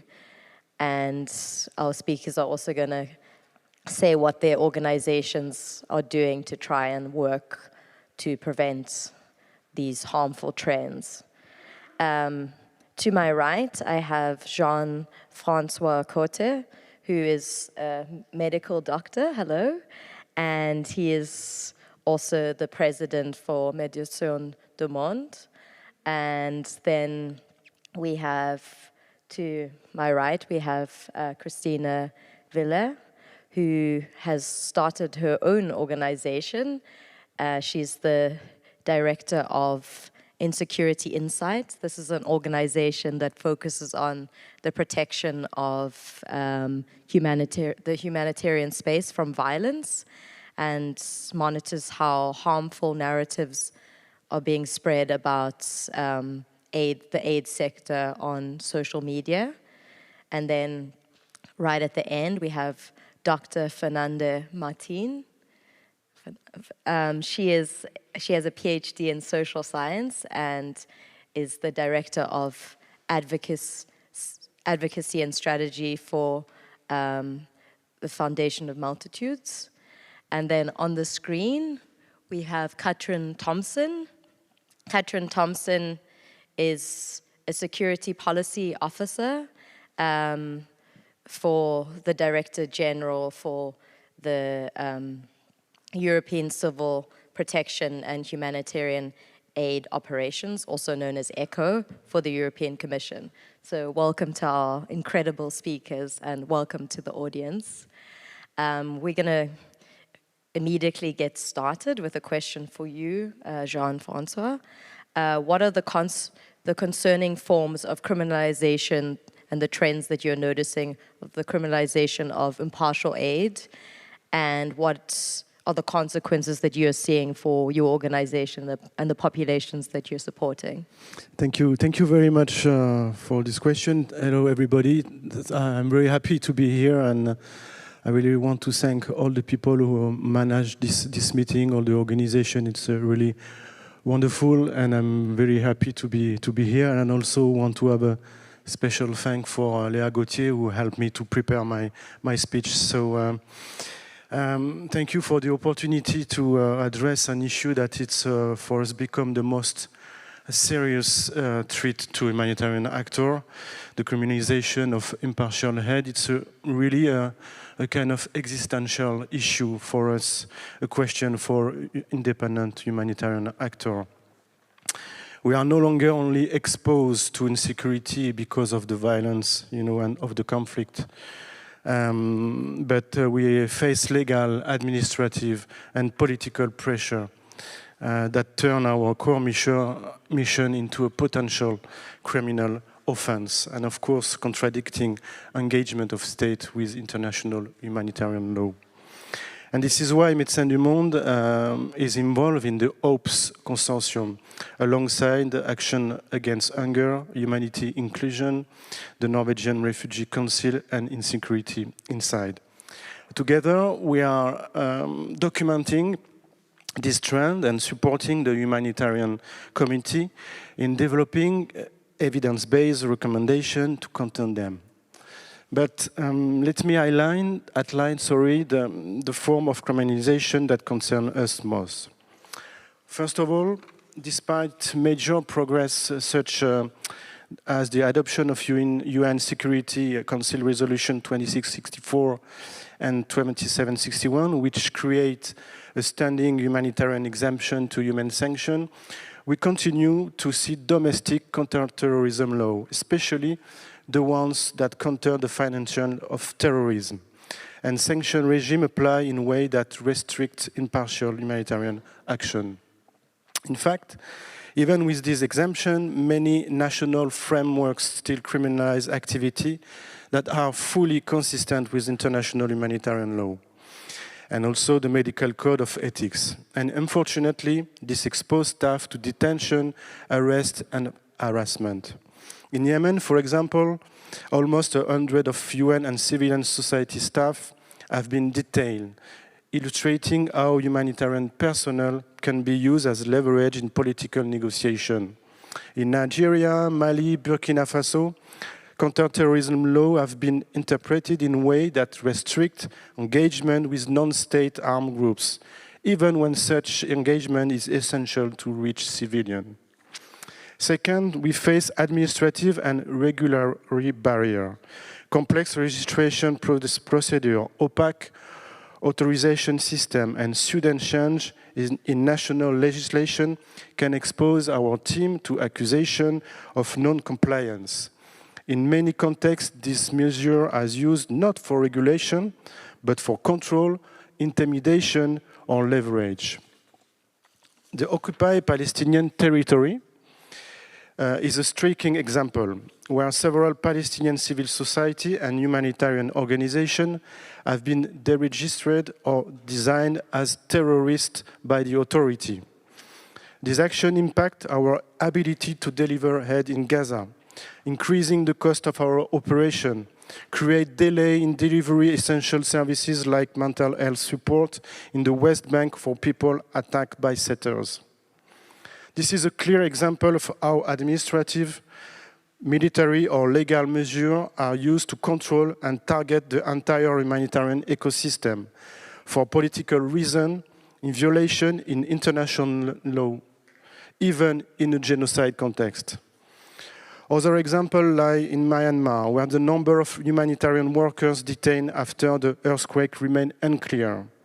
In Afghanistan, new NGO registration requirements and restriction on movement, mainly targeting women humanitarian workers, in addition to interference with the management in the program, have created significant operational barriers. Third, we are deeply concerned by harmful narrative, political statement, media campaign, and social media content that portray humanitarian organizations as based, irresponsible, or even complicity with armed groups, especially when they are labeled as terrorists. These narratives fuel suspicion and hostility and can lead to serious incidents. According to the Insecurity Insight, in the last 10 years, almost 1,500 humanitarian workers have been detained. This reflects a systemic shrinking of humanitarian space. The consequences for Médecins du Monde and the OPS partner are significant. Our team faces risk of detention, intimidation, and legal threat. And the greatest impact is on the population we serve, of course. Because when humanitarian organizations are criminalized, access shrink, medical missions are delayed, clinics are closed, supply are blocked. And in fact, criminalization does not protect civilians, it punishes them. And let us be clear, these measures contradict the obligation of state under international humanitarian law. Today, the criminalization of aid is not an accidental byproduct of conflict. It has become a structural failure of the shrinking humanitarian space. This is applied to all countries, including the Western democracy, where populist parties openly identify as anti-right. Thank you so much. And what I really appreciated from your intervention is the real-life examples that you were giving. I think now to just bring you, Katrin, into the conversation, if you can just tell us, with this evolving, really troubling trends, like what is your organization doing to try and combat this? Thanks a lot, and also from my end, thanks a lot for the invitation to sit in this panel.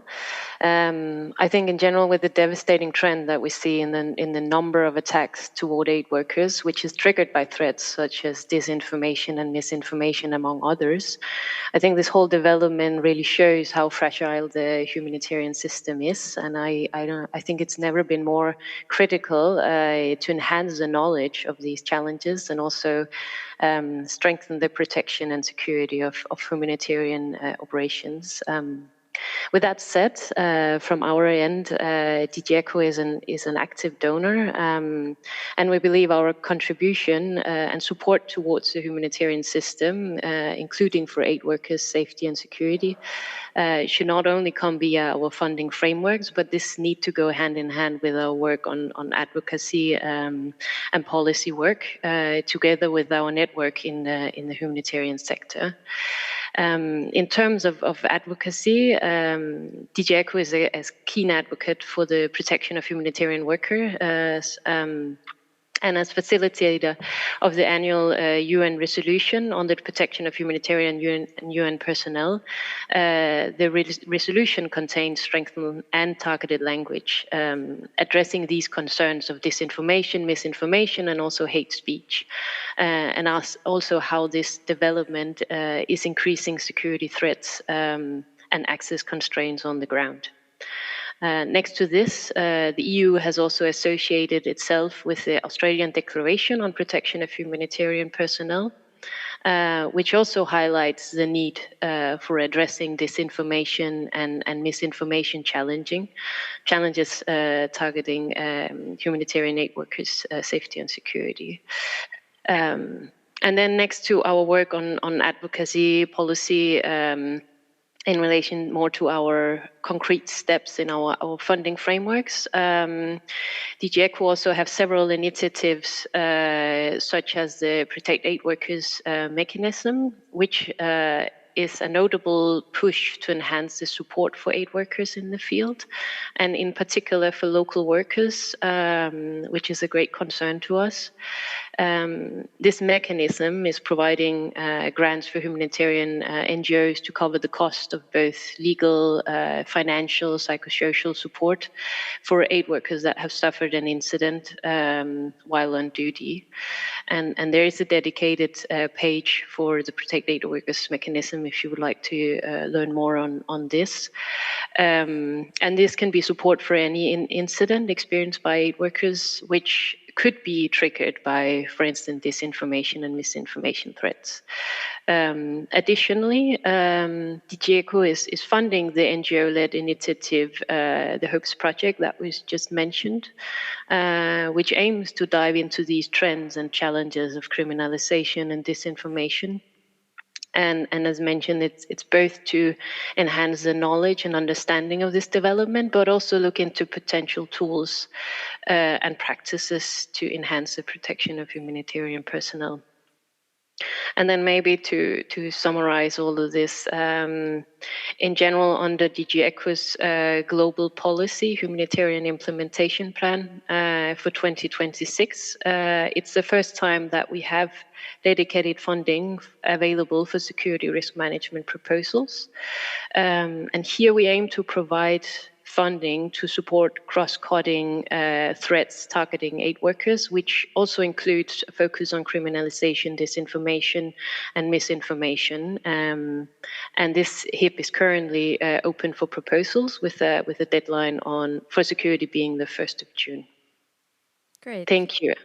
Great, thank you for that intervention, and I think a lot of people in the audience will be happy to hear that there is more funding going towards this, because that's crucial for all of our work.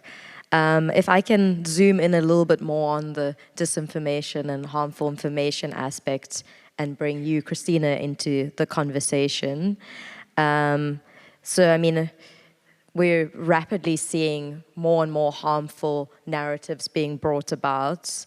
Like, what do you actually see as the concrete risks towards this disinformation in the impartial humanitarian action? Like if we were to make it a little bit more real to maybe some of the people who in the audience, this is not their area of expertise. Thank you. Thank you. Yep. Thank you. Thank you so much for putting this really important subject on the agenda today. So maybe this first question for everyone a little bit in the room, what do you think of when you think of disinformation? What comes to mind? Is it AI-generated fake images? Is it perhaps funny memes of Lego figures? This is something what we're seeing a lot at the moment. And this is something that also affects the aid sector, but it's relatively rare that there are such directly fake images being created. I can think of an example from Ethiopia, for example, where someone went through a lot of trouble to draw images where it said that the WFP was in fact the weapons funneling program to a rebel group. So these things happen, but it's rare. So when we talk about these harmful narratives, what we are really concerned about is the reframing of the values, the purpose, the underlying principles of aid via these social media platforms that reach thousands, millions of people. So how are these things reframed? What are we seeing, what we're worried about? One thing is already what Jean-François mentioned, it's the link to terrorism. It might seem absurd, but we're finding more and more the allegation by providing food and health to the wrong people that this is support for terrorism. Then there are these increasing narratives that aid undermines sovereignty. It is linked to colonial projects. It is a cover for espionage. Then there are accusations that it is all a big exploitation, that crises are created to justify the high salaries for people for fake diseases that may not exist. So, and these narratives that are increasingly out there are then used to justify this criminalization that Jean-François talked about, the arrests, the license withdrawn of aid agencies that we've seen in increasing number of countries. And they are linked to the way aid workers come under direct attack and how people think it's somewhat deserved and they don't really need the protection. So let me say a few things of what seems to trigger these narratives. That might seem a little bit technical, but the reason why I think we really need to think about this is because it's only when we understand how it happens that we can think of the entry points to addressing it. So as I said, these fake big images, it happens, it's very rare. Very often, it is a press release or a program on Radio Okapi in the DRC or similar, so something that comes from the aid agency itself that is the trigger. How? Because under a neutral, completely descriptive information of what is happening, the comments come in. People go online and then they question the intent about something that's announced, and then they suggest it is all about espionage, it's about supporting terrorism, you name it. There are different things. And it then mixes with different conversations that are ongoing, and it becomes nearly impossible to know when this may be driven, what people have called the finger puppet theaters, of people who have multiple identities and have conversations essentially with themselves under some press releases, or when it becomes the general opinion of people who are exposed to this for seconds before they swipe off to the next news. But then there is also something that I think is really important for the aid sector to be aware of, because social media is revolutionizing how we communicate, all of us. And that means social media is also increasingly an opportunity for conflict-affected people and other people in need to share their views, their opinions, their thoughts, their criticism. And if we as an aid sector call everything that is negative about the aid sector disinformation, we are instantly minimizing their legitimate criticism, and that over time fuels an anti-aid sentiment that makes people think there may be something to it when others put these comments under there, the aid sector is just self-serving and for its own purposes. So this is many of the sort of key things we are facing at the moment. And I think the final sort of point to make there is that there is also a risk of how very well intended communication is done. So for example, after an earthquake, there are images put out there of aid having arrived. But then this information does not get communicated further, and then you'll also find communities actually saying, well, we didn't receive anything. Where is this? And then the gaps are again filled by people who have their possibly agendas around underlying aid. So I sort of leave it at there, but to sort of, as the key thing, disinformation is real, misinformation is a real risk, but there is also a huge challenge for the aid sector of how to adapt to this new world of communicating and how to get this right, that it doesn't become a vehicle for harmful information. Thank you for that intervention. I think what you highlighted is I think sometimes we feel helpless and that we are just receiving disinformation and we can't do anything about it. And I think what I really liked is that you are highlighting our own responsibility in this and what we can do both to combat it, but also to ensure that we are actually also not making things worse and not looking at legitimate criticism. Now over to you, Fernanda. I wanted to bring you into this conversation, and I know that you work quite directly with locally affected groups, and so I wanted to just find out from you, what are the sort of dynamics that you're seeing within the fields, and how are you seeing harmful information actually playing out in local contexts amongst different actors? Thank you. Hello, everyone. First, I need to say that I am very happy to be here today after what I can only describe as a small logistical marathon, canceled flights, a visa that didn't arrive in time for a previous trip, and a level of suspense that honestly, I felt like a European series. So just being physically here feels like a small personal humanitarian success today.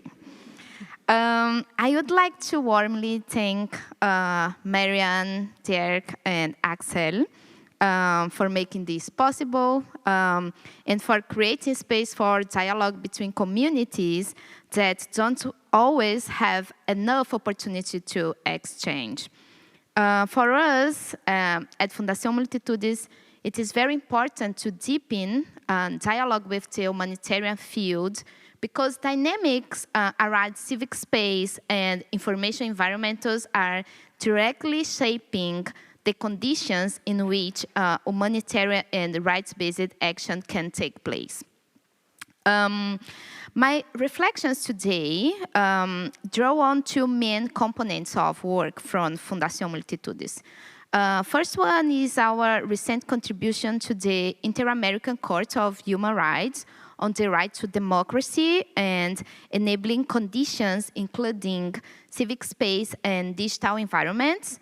And the second one is an ongoing research funded by UK FCDO on violence and risks faced by environmental human rights defenders in Chile. This investigation will be published in the coming days.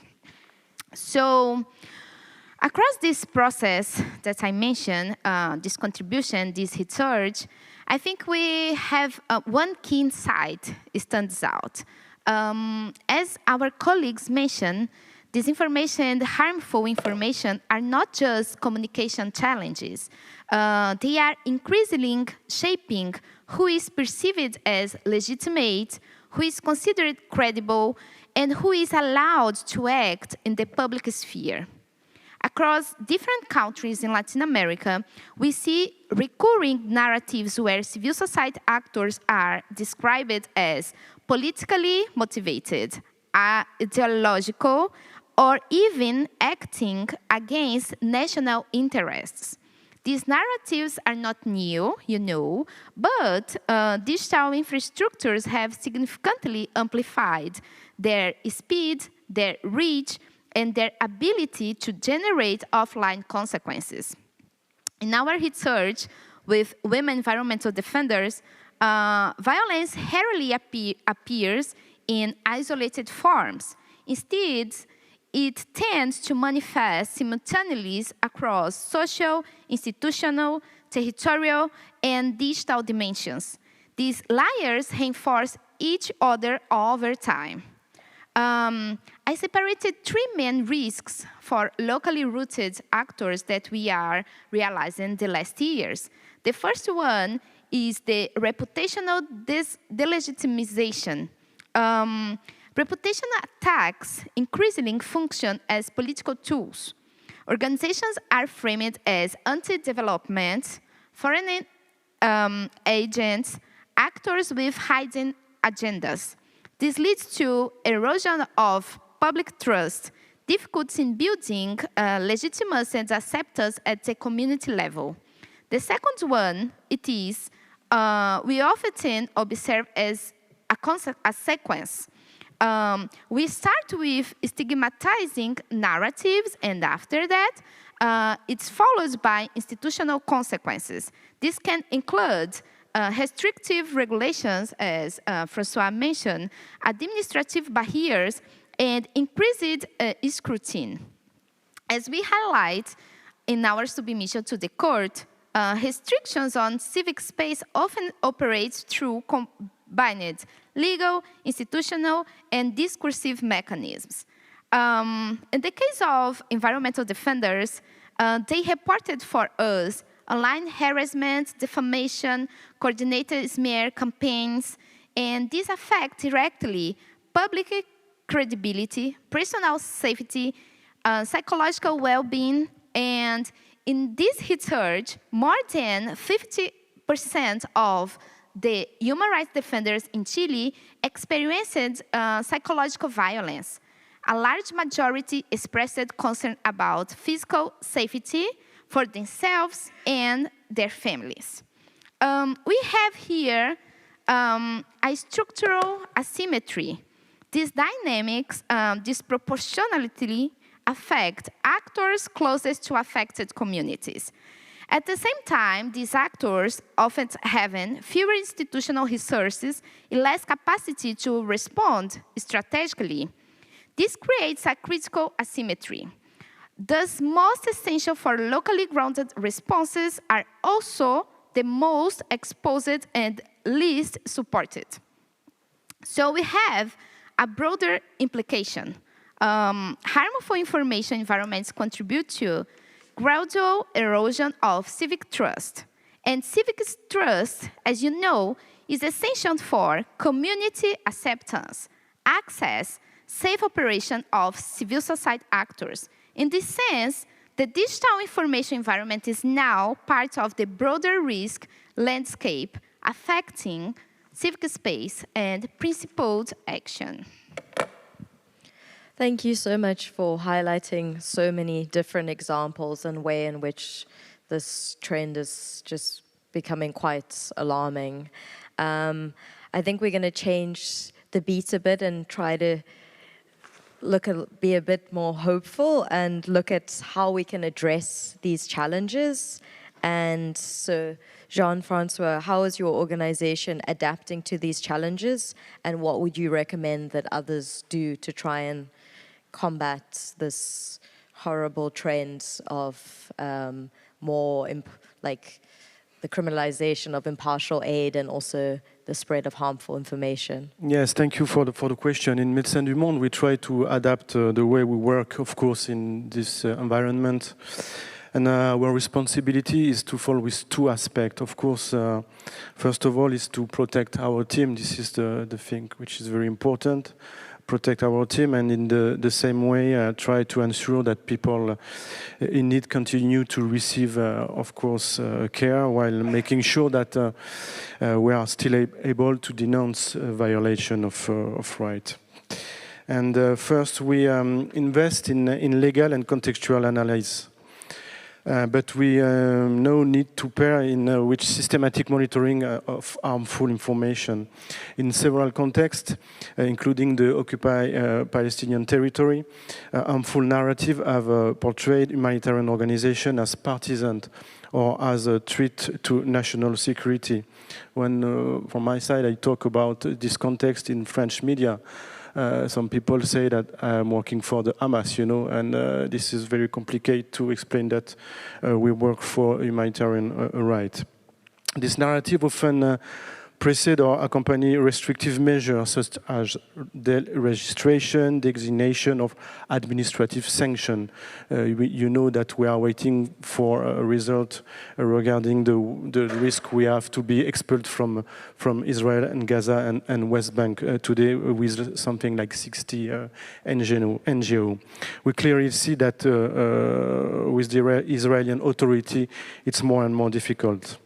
Second, we strengthen training and preparedness. Our teams receive guidance on navigating checkpoint, of course, interacting with authority, documenting incident, and understanding international humanitarian law and the humanitarian principle. We reinforce internal compliance procedure to ensure that our operation respect domestic law while always keeping humanitarian principle and medical ethics as our compass.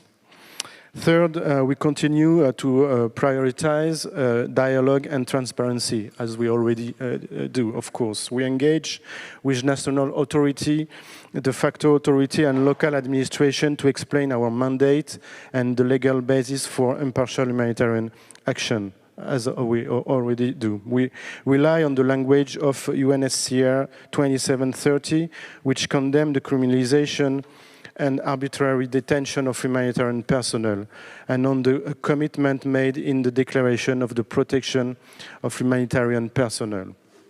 In environment where rumor or misinformation circulate, for example, claims that humanitarian organizations support one party to the conflict, or that medical aid is being diverted like it's often the case in DRC. We engage directly with community leaders, local media, and civilian society actors to explain our mandate and our principle.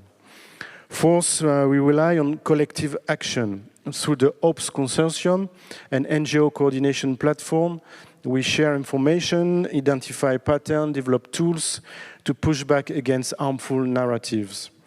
But adaptation is not enough. We need systemic change. And this requires action from all stakeholders. To state, of course, we urge release all illegally detained humanitarian workers, implement humanitarian exemption in domestic law, and ensure that counterterrorism and sanction measures do not criminalize impartial humanitarian activity. But also, publicly counter harmful narrative that delegitimate humanitarian action, instead of supporting them, as we saw recently in France from ministers themselves.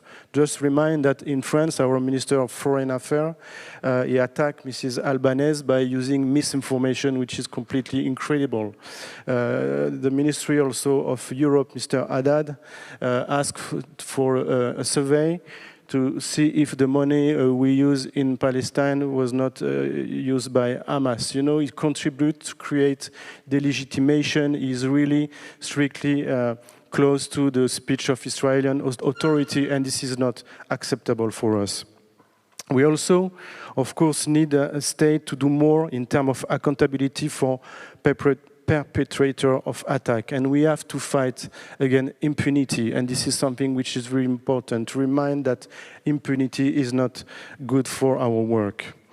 To the donor, we say avoid compliance requirement to contradict impartiality or expose NGO to legal risk, but also support early warning system and narrative monitoring, because harmful information can escalate into legal restriction, arrest, or violence. To multilateral institutions, we ask, help us monitor the impact of criminalization on humanitarian access. Monitor not only attack on humanitarian personnel, but also information attack. And finally, to the public, we need you to understand that criminalization of humanitarian action does not make the world safer. Without taking political party side, I think we should and we must denounce and oppose anti-right political actors who want to destroy international solidarity. Protecting NGO is protecting our democracy, and we are in the middle of a battle. It's a cultural battle to defend our value, our right, and we have to be more political, I think, even as an NGO. Thank you. Thank you.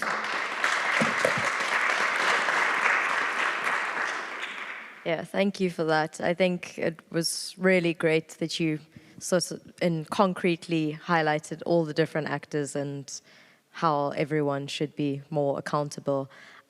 Similar, I would like to bring you, Christina, into the conversation and how, you know, we've heard quite a few examples and Jean-Francois' opinion on this, but how do you think the sector should be responding to this, and also specifically looking at like what donors and states can do, if you can hone in on a little bit more on those aspects? Thank you. Yes, I think Jean-Francois outlined it in a way perfectly of how complex the tasks for many different actors are. But I want to add a few more specific examples that I think highlight the homework perhaps for all of us. I was at another panel where it was framed as the issue being everyone's problem, but no one's job. And I think this is one of the things we are facing because it is a cross-cutting issue. It is one that affects security risk management, it is one that affects communication, it is one that affects operations. And that is quite challenging to find the right ways of working internally in an appropriate manner. So to give you some very concrete examples, in one agricultural support project, the harmful information, the disinformation that was spread was that these tractors that were donated actually had trackers in there and it was an espionage tool. So if you don't know this about your project, and then you think the logo simply means you are supporting something, whereas for those who've read this disinformation, they have very different association when they see these images. And that's where it becomes a very practical issue to think about for acceptance risk assessment. But then there's also the issue, what do you do if you had a serious incident? And this is also very often a moment where there is a serious risk of disinformation occurring or harmful misinformation. So a very concrete example again, a health facility is overrun, a ultrasound machine is stolen by a rebel group, they take a picture of it, put it online and spread it. Now the logo of the organization is right on there, but it is on a post from that rebel organization. How is it interpreted, including in European media? The organization is supplying terrorists. So if you don't know this information is out there, if you don't have a good ability to counter this narrative, it simply sticks. And that's when it becomes very dangerous. And then also, I think as we've already heard, the doxing of staff, the directly threatening of individuals using their personal profiles is also a very serious risk factor.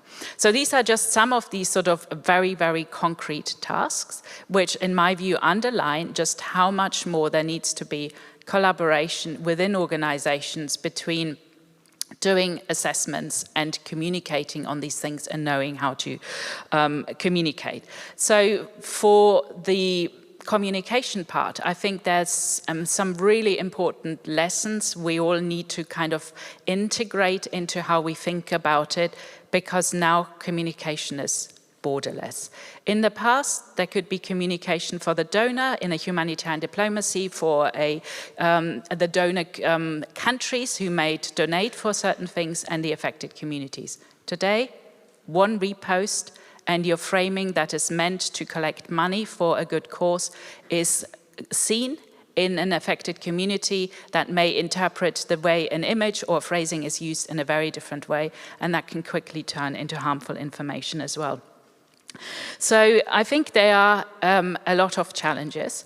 And the final challenge I want to mention is also one that we need to think more collectively between organizations, because this is not about protecting the logo of one organization, the reputation of one particular activity. This is, I think, as Jean-François put it very well and really underlining this, this is about protecting the concepts of aid, the humanitarian space, the values, the principles that unite us. And if we can't come together to defend this, then we'll have a serious problem for the sector, because the undermining is happening everywhere, not just where there's operations and where we need the security risk management, but I think, as Jean-François said, also in the support from governments in Europe or elsewhere. And that's where my sort of final point is, I think, where we really need to look is how can we collectively come together to understand these narratives, to build a counter-narrative that puts out there the values that has probably driven all of you to come into this work in the first place. How can we make sure that gets communicated and that we preserve what we all believe in, and that I think is so important for continuing our work. So I think more collective action. And as a very final point, I don't think it's all doom and gloom. I do think social media gives us a lot of opportunities. I like to think of it as a revolution as profound as the invention of the printing press that has changed the world profoundly, with suddenly everyone having access to printed materials. I think we are at an opportunity where we can really increase communication between people across the globe around key communities, but we need to get it right, and we need to adapt to raise to the challenges that it becomes an opportunity rather than a threat.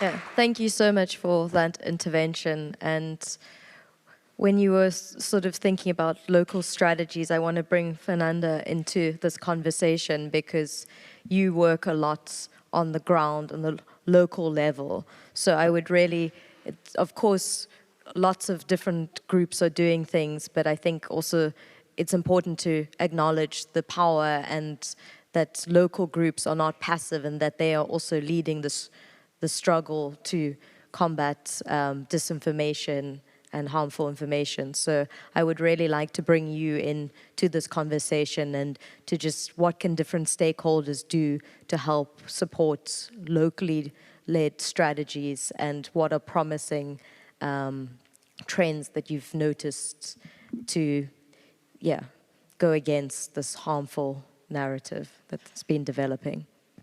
Thank you. Well, I think from our experience, the first thing is recognize that harmful narratives are not isolated incidents, but part of these broader governance challenges.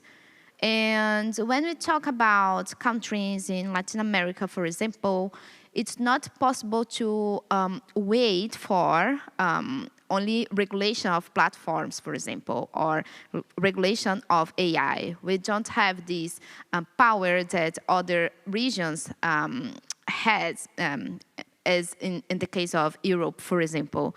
So the first thing that we are working is to strengthen locally rooted capacities. Local organizations already understand how narratives evolve in their contexts, but they often lack sustained resources and tools for monitoring and analysis. So they need support to narrative monitoring, coalition building, and anticipatory strategies. So we're trying to shift responses from reactive to preventive. At the same time, I think it's very important to integrating digital risks into protection frameworks, because existing protection mechanisms still focus mainly on physical security and obviously it's important, but to not fully address online harassment, disinformation, reputational attacks. So integrating digital risk analysis, it's like leads to more realistic and context-appropriated protection strategies, and supports key democratic conditions like freedom of expression, access to information, and protection from stigmatization. At the same time, we need, and I think we listened a lot of it yesterday, but we need to adapting funding structures. As you know, this mismatch, there is a key mismatch because we have long-term evolution of harmful narratives versus short-term funding cycles. So we need flexible and long-term funding to support for ecosystem approaches, including collaboration between civil society, digital rights actors, locally rooted organizations, and I think it's very important to work in collaboration, as Christina said, among different regions. Because what we are realizing, it is different regions are facing the same challenges, but we are not connected to compare and to think together about solutions. And I mean, strengthening information integrity should be understood as part of strengthening the enabling environments for rights-based work. Because when civil society is systematically delegitimized, participation, trust, and cooperation are weakened. Addressing harmful narratives requires not only technical solutions, not only regulation solutions, but sustained commitment to protecting civic space and valuing locally grounded knowledge. Today, protected principled action also means protecting the information environmentals where legitimate trust and cooperation are constructed. Thank you.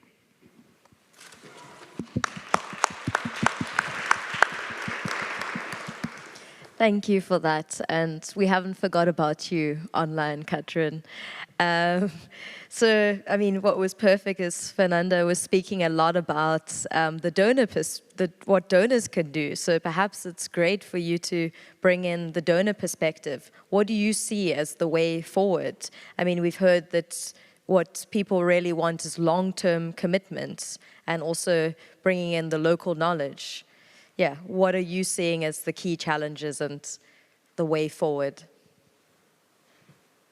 Thanks a lot. And adding a bit to what has already been said, I think when we look at, for instance, disinformation and misinformation challenges that are on the rise and leading to increased security threats and access constraints, I think one of the key challenges is that this online development and spread of information is so fast, and humanitarian organizations are constantly running behind the wheel in terms of how to respond to this rapid development.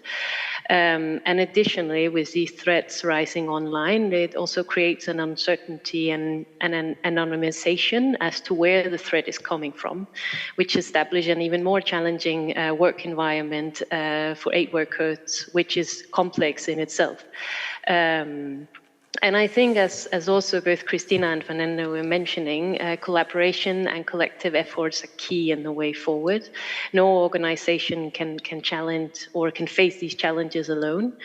I also see there's a need for innovative solutions to any of these challenges that aid workers are facing, but also solutions that are challenging the current status quo. And I would think, as exemplifies the HOPES project that we're currently funding, is also a project that are run by several organizations.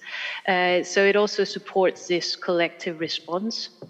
I also see the need to look into both response, preparedness and prevention aspects, addressing these challenges, as well as good practices in terms of how to turn these negative, harmful narratives around. But again, it's a collective effort. From a donor perspective, of course, this goes to that community as well. I think with the changing donor base and limited resources available in general, there's need for strengthened coordination and collaboration at that level or at this level.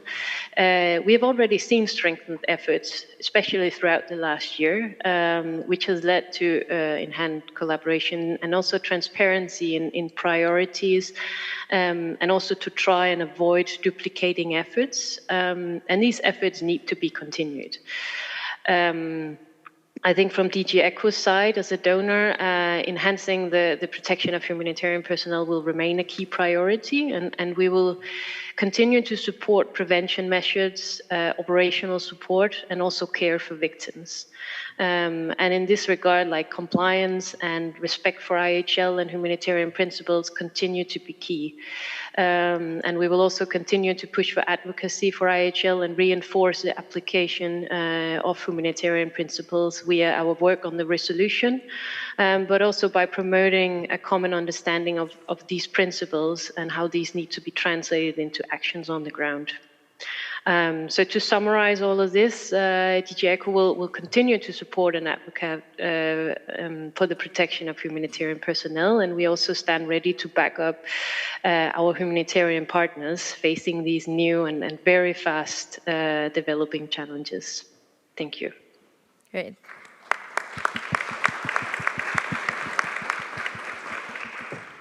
Thank you for that. And I'm very delighted with the panelists who have given us a lot of time for Q&A. So I would like to start with the audience. Okay, we have a hand here. The first hand that I saw was right in front, and then there was. We'll take two questions, and if you would like a particular panelist to answer the question, then you can direct it to them. If it's a more general question, then I will pick someone first. But yeah, please go ahead. Hi, thank you so much. My name is Andrea. I work for Médecins du Monde. Thank you so much for this discussion. I had two questions. One is for Christina. You mentioned that countering harmful information and disinformation requires coordination between communication, security, operations, and that it's very vital to work on local acceptance and also analyzing risks from the acceptance perspective. But I was wondering if you would have any more recommendations on how to communicate better, because you did mention that it's important that humanitarian organizations, the humanitarian sector in general, steps up in communicating, but it also requires resources. I think this has already been mentioned, funding, but what other concrete examples maybe you've seen in your research? Do we need to think in terms of communication, crisis communication management, or new areas that maybe we weren't necessarily investing on, and that would indeed require more resources, but if we would have to be idealists? And I had the second question for Catherine. I was wondering, you already mentioned how ECHO is supporting the work on disinformation from an advocacy, policy, and funding perspective. I was wondering if you could maybe develop a bit more on the upcoming humanitarian communication and whether it will include other concrete actions in this regard. Thank you so much. Great. I think since those were two questions, we'll start with those. Christina, if you can start looking at your recommendations and how we can communicate better. No, thank you for this really important question. I think as a short answer, I would say Fernanda has already said it all. The key things that we're seeing in our research, she already underlined, and I think these are two particular things. local organizations know how to communicate. And this is something we're seeing in the Sahel and in Syria and many other places. It is rare for local organizations to get the same kind of harmful narratives attached to themselves as international organizations. So what I would say, the recommendation from that is, it's a great opportunity for a very constructive localization process, for INGOs to work with their local partners and let them lead to some extent on the communication and certainly involve them in how to frame things. They know it and they can advise. And I think the other point around this is where I think also Fernanda already said the key thing. It's about distinguishing in the response between reactive, so the examples I gave are all how to react to something that has happened, but really where we need to get to is the preventive, that we can already put out there the clear description in a language that's appropriated for social media platforms of what the humanitarian principles are, what the objectives of aid are, that this just becomes an immunization, if you want, for social media users, that when they see stupid things being suggested, there is no the risk that they believe it is much, much lower, so they will just swipe it away and it won't have the same impact.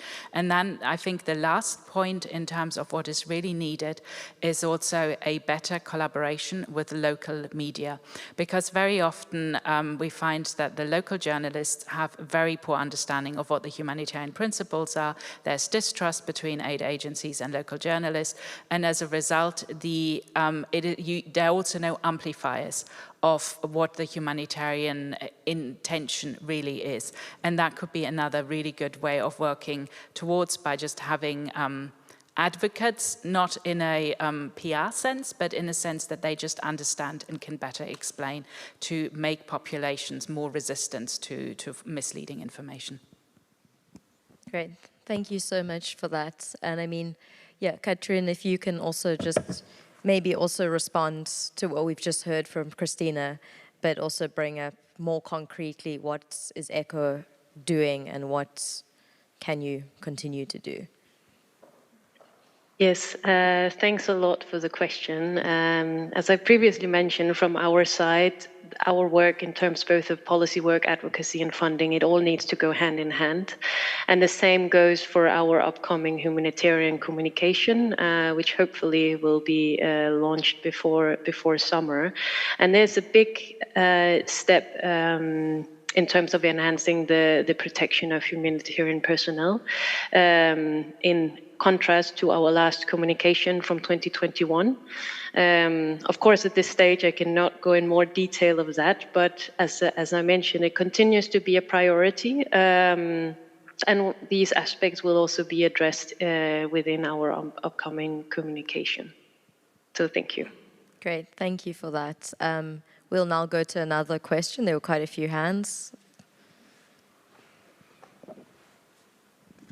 Hello, my name is Iris. I'm a student right now, but previously I was working on the US-Mexico border for an NGO, working with newly arriving asylum seekers.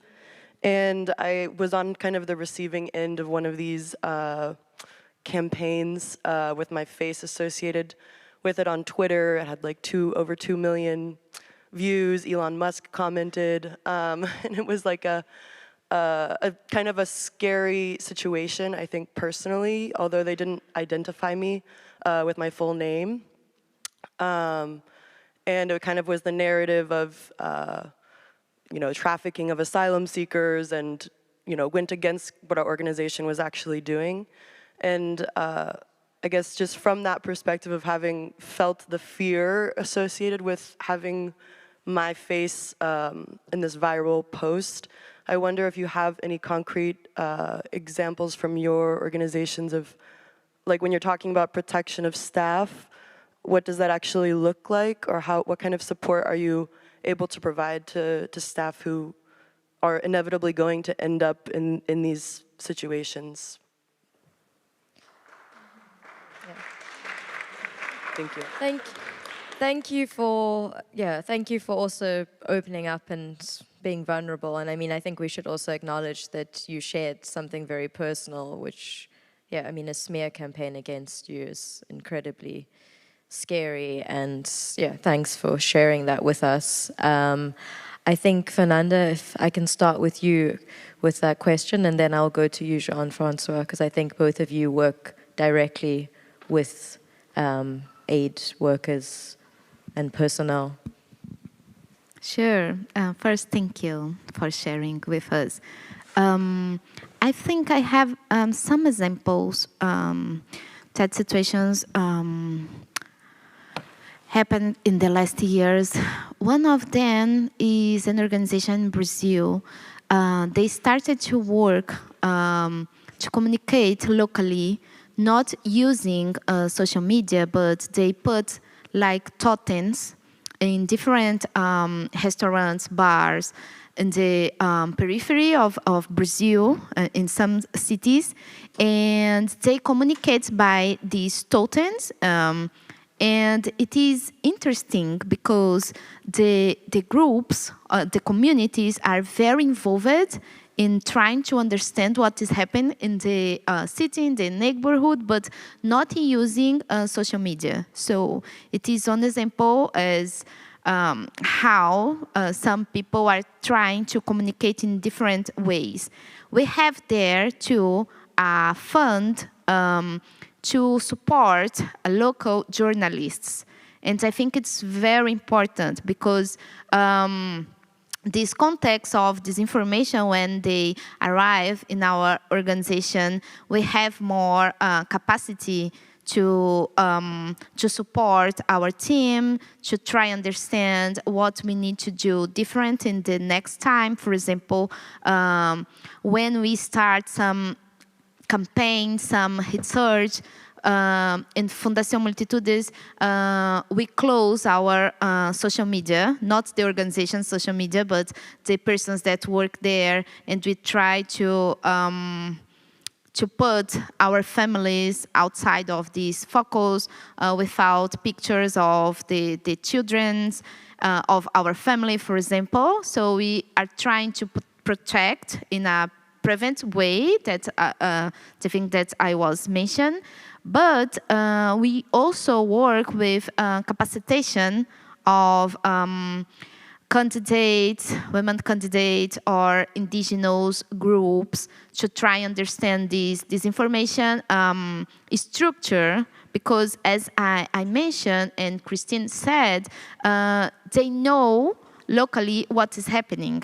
We had a research with indigenous in Chile, for example, another research, not that I mentioned, and they know exactly how the disinformation campaign started, who was responsible for doing that. So our role in this process was trying to capacitate how to do with it, how to do with this knowledge that they have. So I think this is a mix of new ways to communicate, to prevent our social media and not normalize that all our data is available, but at the same time, we know that it's not an individual issue, so it's not fault of the team or your fault. So we try to work in advocacy also with platforms to try and create more supportive ways to report and to change the policy that this platform have. Yeah. Thank you. And yeah, Jean-Francois, if you can also add to that. Yeah, regarding the way we try to support our national team, if it's a question, I mean, we are really concerned about the security of our team, international and local team and national staff, of course. And we have a human resources policy to support them, and we can adapt this policy regarding the context which can be different, you know. And we have we call it a duty of care policy. And for sure, regarding the economical context, security context, and we adapt the way we help our national staff in terms of economical support, in terms of security issue, or things like this. Just imagine that last few years we have to face very specific context we never have to face it before. For example, at the time where the American army left Afghanistan, in emergency, there were a lot of national staff. They were under pressure. They were really afraid about coming back of Taliban, and they were really afraid about for their life. And we have at this time requests from national staff, even older national staff, to help them to leave Afghanistan because of security issue. And it was huge challenge for NGO to help them to leave the country. Most of the time it was not possible, but it was a kind of new request coming from the national staff. The other exceptional example is for sure with Gaza staff, Palestinian staff. For example, Médecins du Monde France, we have something like 120 Palestinian staff working with us in Gaza, and also something like 100 in West Bank. But since 3 years, because of the blockade, and it's difficult for Palestinian people to leave Gaza. But just I want to let you know that during these three years, we, as an organization, if we get the request, we could be able to pay even smuggler to help our staff to left. Even if it was something like $5,000, maybe $10,000, we were ready, if request arrived, to pay for that. And it was not happen, but we were ready to pay for people, even for smuggler, to help people to leave the genocide context. Of course, it's not something we will do everywhere, because it's not the same context everywhere. And but according to specific context, we are able to increase the level of duty of care response if it's needed, because the security of our staff is something which is the most important for us. Yeah, thank you so much for that. Could I add something quick? Could I add something quick? Yeah, you can also add something. Yeah, just a quick response to that. So I'm really sorry what you had to go through. And just to add to what we've heard, I think well-run big organizations these days try what they can to provide the duty of care for their staff. Where I personally see a big gap is in particular for volunteers or young people going abroad for the first time. They get very little guidance of how to protect their personal information before going and how to deal in such a situation. So I think that's something for the wider aid sector in a way, because people can be extremely vulnerable and there needs all the support that isn't available for everyone, unfortunately. Yeah, thank you for that. I mean, I also, to bring a perspective, when I worked at Greenpeace International and the strategic defense team, we also had a similar guideline for duty of care. And I think what's really two key factors is informed consent for those who are on the ground, because often we'll ask people to do things and, we know the patterns, and if you've worked in the space for a while, you know the kind of things that could happen. But if it's as you said, like if it's your first time as an activist, you might not be aware of what exactly is being asked of you, and you don't see the risk. And I think the other thing to think about is when we share things, what are actually the consequences for the activists on the ground? Because sometimes you'll see an NGO might share a picture of a protest, and just by sharing that picture on social media, that could result in someone actually being killed on the ground, because then a big oil company, or in this case, a violent government or rebel group will see this and be like, those are the troublemakers. So I think it's also really just so crucial that we also acknowledge and think critically about what we are sharing on our platforms, even things that you think might be quite innocent can have real life consequences if someone's personal data, if you can see and identify someone's face. I don't know, Katrin, if you want to answer this question too, or whether we should go to the audience. Do you have something you want to say? I think the only aspect to also add from our end is also that enhancing support for local workers is also continue to be key from our side, also in the upcoming communication, because they're the people most at risk these days, as the data shows. So we should definitely keep this in mind in the way forward. Thank you. Thank you. We have, okay, there's a hand. I don't know who was first between the two of you. But yeah, okay. Please, yeah. Thank you, and thank you for the much valuable insights. My name is Hiram. I'm with Diakoni. I work on protection, and I have one question to Katrin, and the other one could be for a general one, and it's connected to... Can we stick to one question? It's one that is linked, that can be split into. Yeah. Fantastic.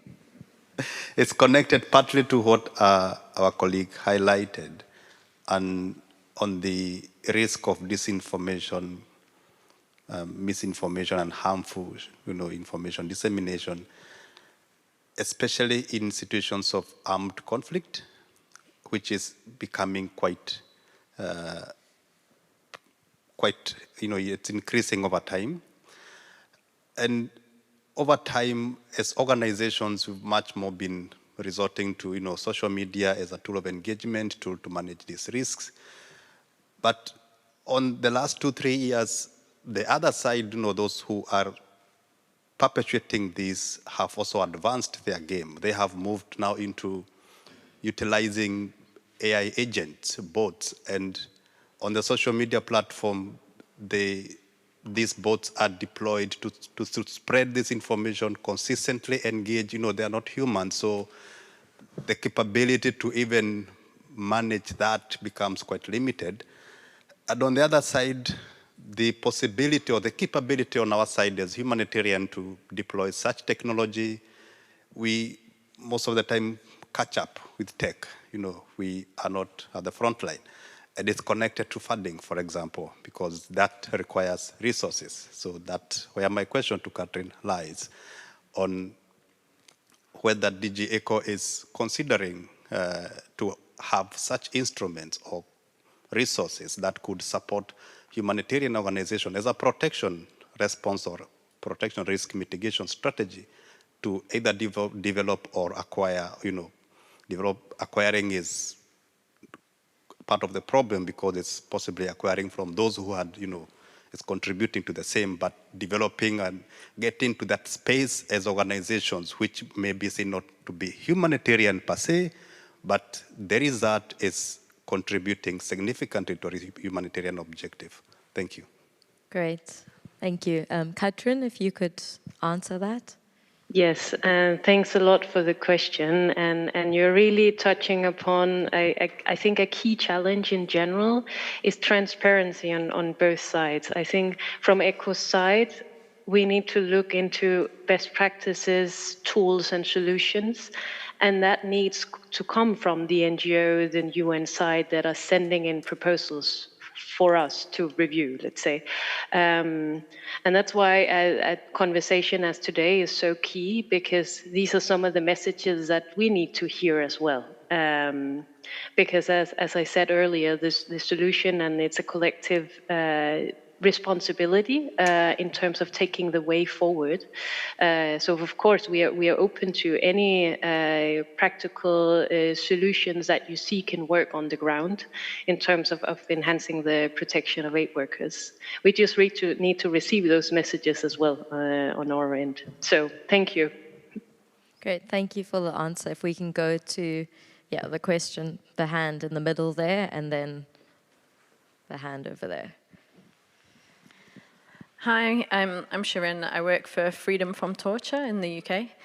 I see challenges with regards to advising staff on how to respond if they do come under attack. I also see issues with staff like not wanting to engage with online campaigns, I think because of that fear of that they might be attacked. So I'm just wondering, like, on a really simple on-the-ground level, how best to advise them.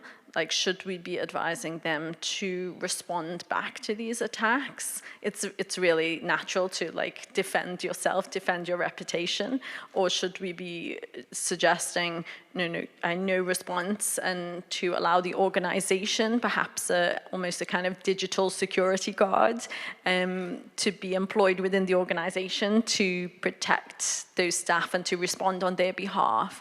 Do you have any advice on that, like kind of really on the ground level, to more like staff beneath me kind of thing?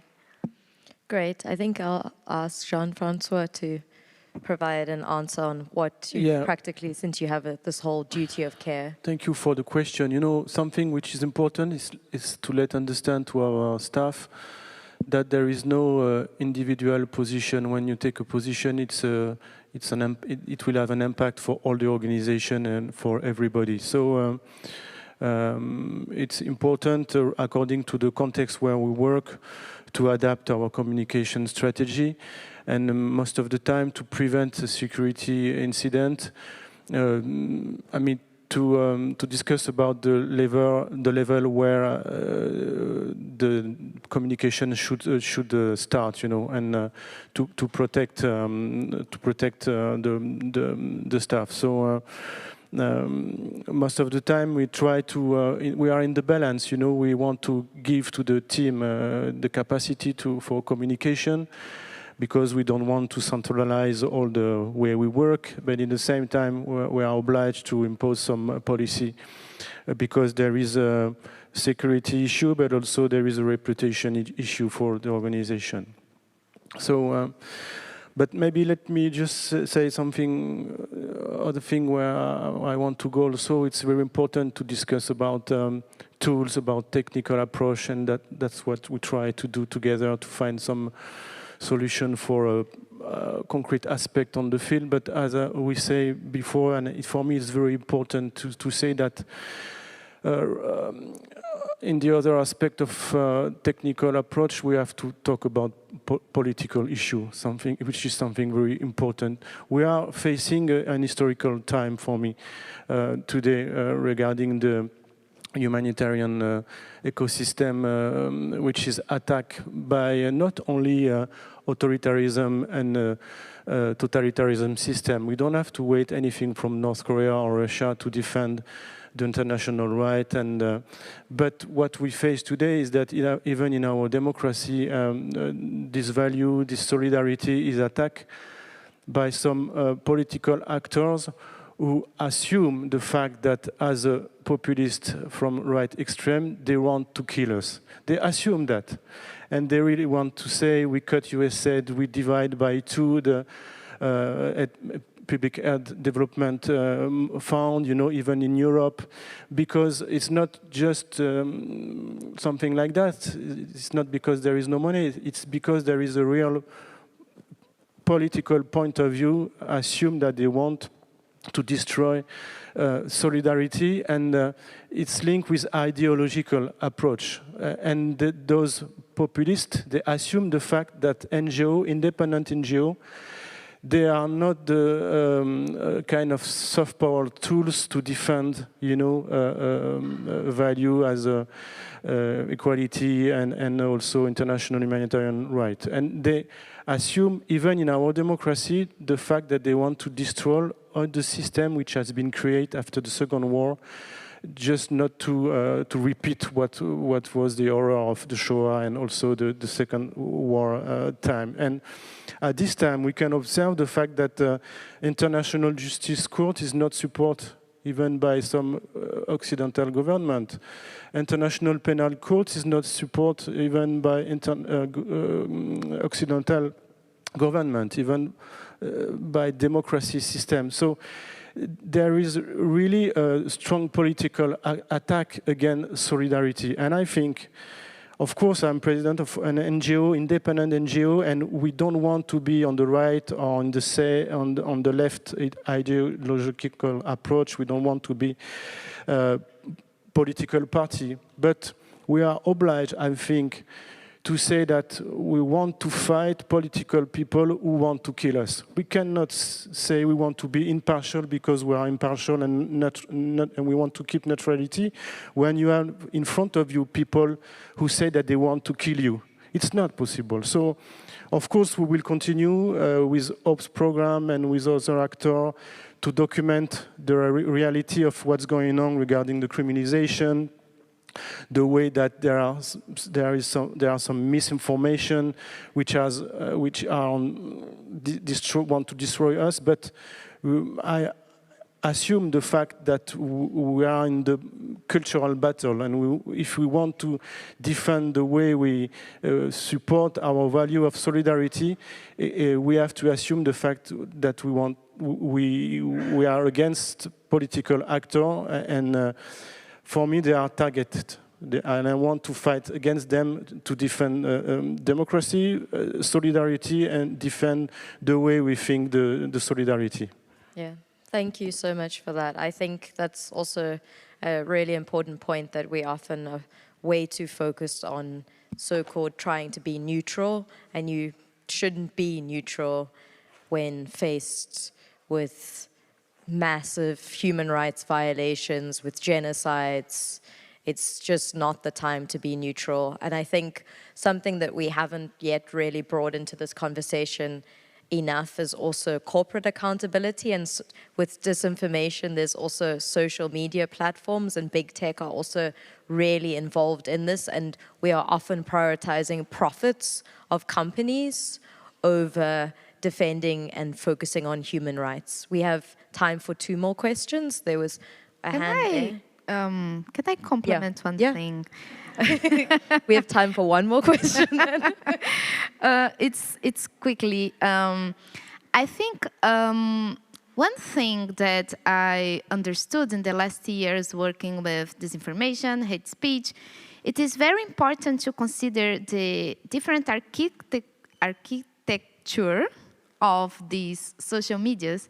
So, for example, in the case of Instagram, I also advise the people that we work together to try use the tools that the platform offers. In the case of try filter some words to protect the comments, to try don't open space for these bots and what you were mentioned. And at the same time, this it's like a little, not exactly new, but don't feed the troll is always important. So this attempt to answer the attacks as an individual thing, it's not good. And in the last month, we were working in a project in 10 countries in Latin America about disinformation against women candidates. And the organization in Argentina, responsible for the research there, they started to be attacked. And the research was described for different people on social media as supporting ideologically, this kind of thing.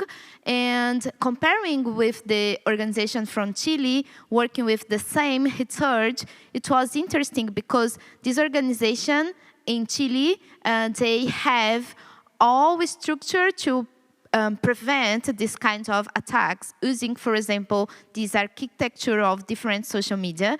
And it wasn't true in the case of the Argentina partner. So this kind of capacitation is still very important. So sometimes we need these practical things to use in favor of our work too. Yeah, thank you for that. So we have time for 1 more question, which is going to be there. And I encourage those who still have questions to come and speak to the speakers at the end. But I also know that everyone will probably be wanting to get lunch. I'll try and be quick. No pressure. Hi, my name is Jordi. I'm a student, and I also recently worked with the German Red Cross in the Security and Crisis Management Unit, so I've been all in this world a little bit. I wanted to I wanted to firstly say thank you for acknowledging the volunteer gap. I think the duty of care discussion, it's been a really big growth in the security management space, and it's there's a lot of unfortunate scenarios where employees who, like drivers, for example, who have worked with humanitarian teams for years aren't considered in the same or don't receive the same sort of security protections as long-term policy officers, for example. So thank you for raising that. I wanted to ask what maybe solidarity can look like for international organizations with local organizations who are facing the security threats as well, because I think there's a lot of complexity and nuance. There was discussions there about how we need to work together to present a humanitarian narrative and support one another. But then there's obviously contexts as well where the international brand can be a negative impact on that local community. I've been focusing on Sudan in my research, and international organizations, there's a level of mistrust within both warring parties there. And so in the context of local humanitarian workers bearing the highest risks and unfortunately facing the most amount of security and safety incidents, how can international organizations raise that, acknowledge that, speak to that regularly, and provide protections if possible, when also contributing to that risk as well? Thank you for that. I mean, I'll start with you, Christina, and if we can, I'll then also give the question to everyone, and if you can also provide your closing message. And I mean, we have 2 minutes, so if everyone can answer that question pretty concretely and shortly. Thank you for this really valid question. I try to be really short, but I think what you've raised is the key issue, that everything is so context specific. And that means in this field, we can't have a protocol that says do A, B, C, D and you be all right. It's all about understanding the context and understanding the context by the hour during some crisis. And that means we have to have the right teams in place to deal with it and find exactly the right way how things can be communicated in an appropriate manner. And then I think I'd sort of put that as the sort of the closing remark. In a way, this is a long-term issue of capacity building within the aid sector and developing the right skills. It's not something we can have as a quick add-on. We can't have it through staff flown in who quickly does some communication or anything. It is something that needs to become an in-aid process that very much works with the local partners and learns to listen from them in many ways. So thank you. Thank you. If we can go to you, Katrin, can you also provide your closing remark and also address that briefly? Thank you, and thank you for the question. And I think also that it raises the challenge that we need to have procedures in place, but all of these also need to be flexible and person-centered to the specific context that we are addressing in terms of facing these different challenges. And it goes back to the same in terms of ensuring like a more collective responsibility and to learn from one another on how to tackle these issues. So even if we need specific solutions for a certain context, we can also learn to see what works in one place could maybe also be transferred to somewhere else. But again, it goes back to also maintaining a flexibility in all of this.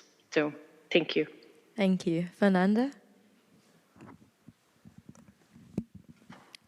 Actually, I want to thank you for this opportunity to have this dialogue with a field that I really admire. And I think we need to move forward, trying to have more and more collaboration to put hand-to-hand advocacy, policy, research, because without data, it's not possible to understand completely what is happening in these different regions. So I'm here if you want to talk and to think together about new ways to try to fix this problem that is for all generations. So thank you. Thank you. Jean-François? Yeah, I don't think I have to add something. I was agree with what was said. Just we have to adapt the way we talk and the way we make advocacy regarding to the political context, and in close discussion with our colleague on the field, you know. And most of the time, regarding advocacy, we should be on low profile because we want to keep the security of the team. But it's really through a discussion with the local organization we work with to decide what can be the good way to support the advocacy. So I just want to say thank you to everybody. Thank you for also this round table. Sorry for my English speaking, but I tried to do my best. Thank you very much.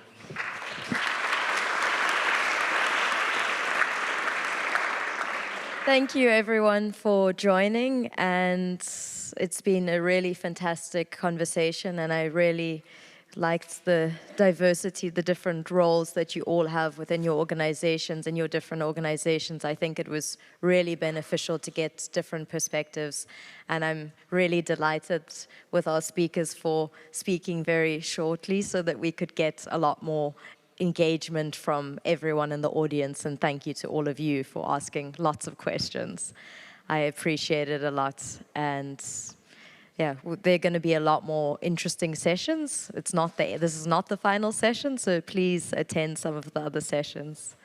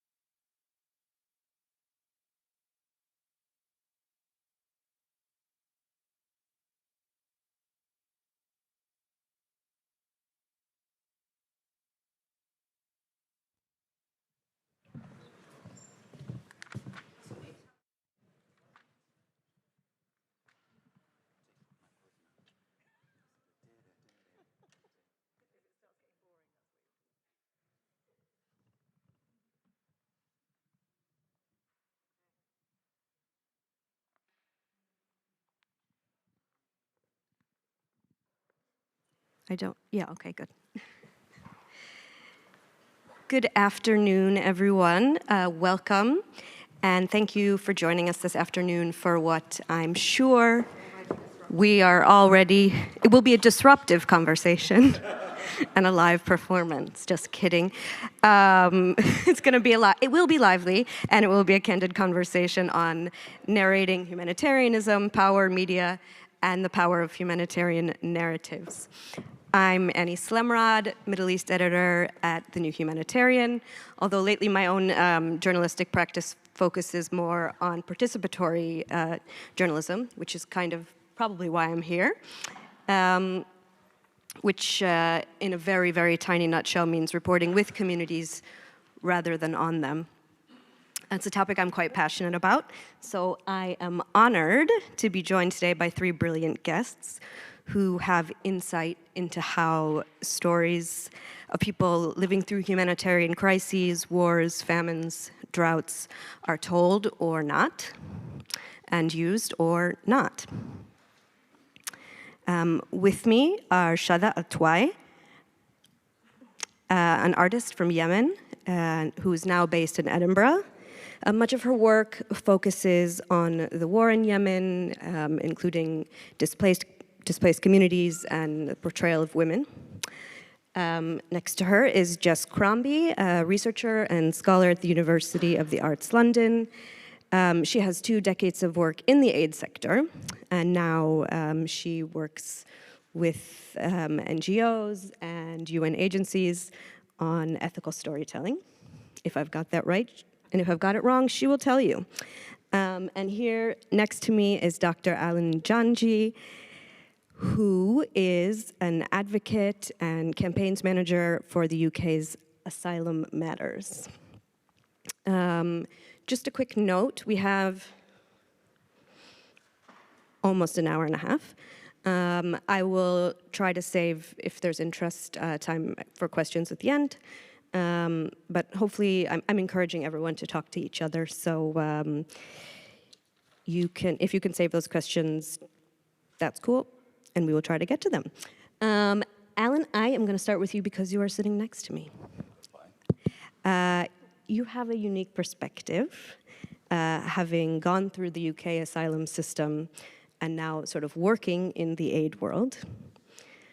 What is your take on how the voices and experiences of refugees and migrants are represented both in the media and in the aid world? We sort of have a big remit on this panel, so you can talk about either. Thank you so much, Annie. Hi, everyone. The question that you've asked, it touches on so many aspects of the life that I've lived, the career that I've progressed in, and the research that I'm currently in. When it comes to displaced people, refugees, and asylum seekers, I feel that there has been some progress when it comes to their representation. However, I feel that that progress is not enough. So many times we see refugees and asylum seekers being represented in the media, but in most cases, they are not responsible for the strategy or the framing of those narratives. It is difficult and it is heartbreaking to see people's narratives, people's stories being used as a pawn or as an addition, let's say, to a funding application. Most refugees and asylum seekers are not responsible for framing their stories because they are doing it as an agenda for either the media house or the aid organizations that are behind it. We are currently in a system whereby we hear refugee voices so often, but it is more like, I would say, voiceless emissaries, whereby their voice is being said, or their voice is being heard, but it's never their agenda. They are not on the drawing board. They are not there to determine the strategy on how such narratives are going to be used later. Yeah. Thanks. Shatha, I mean, you also have some experience with this system. Also in the UK, you were forced to flee Yemen because of your art, and now much of your art, as I said, focuses on Yemen in some way. You know, when you moved to the UK, the Yemen war was still going on. What was your experience of seeing how Yemenis and Yemen was portrayed in the media when you moved? Hello, everyone. First of all, thank you for everyone to come here and listen to these very important topics. And I can resonate with Alan what he says about how these refugees are pictured into one frame and following other people's strategies. And what becomes clear to me is the narrow image that people are framed with. I mean, people coming from war zones, like within this survival mode, trying to live, and then when we got outside, we framed as victims, as people in need, and I mean, it's true. I mean, the problem is the suffering. The problem is the suffering is the only language that we are allowed to express, and this is really awful. And what disappears from that language is the dignity, the solidarity, and the courage that people have during these hard circumstances, and how they the small details that they do inside these challenges, and this is what framed them. It's not only as a sad story, but also as a heroes, and this is what's we don't see it in media and in the institutions. Yeah. I mean, Jess, you were sort of in the aid world for a long time, and now you are, I think, working to help people change a lot of the issues that Shada and Alan just mentioned. How's that going? Is this? Yes.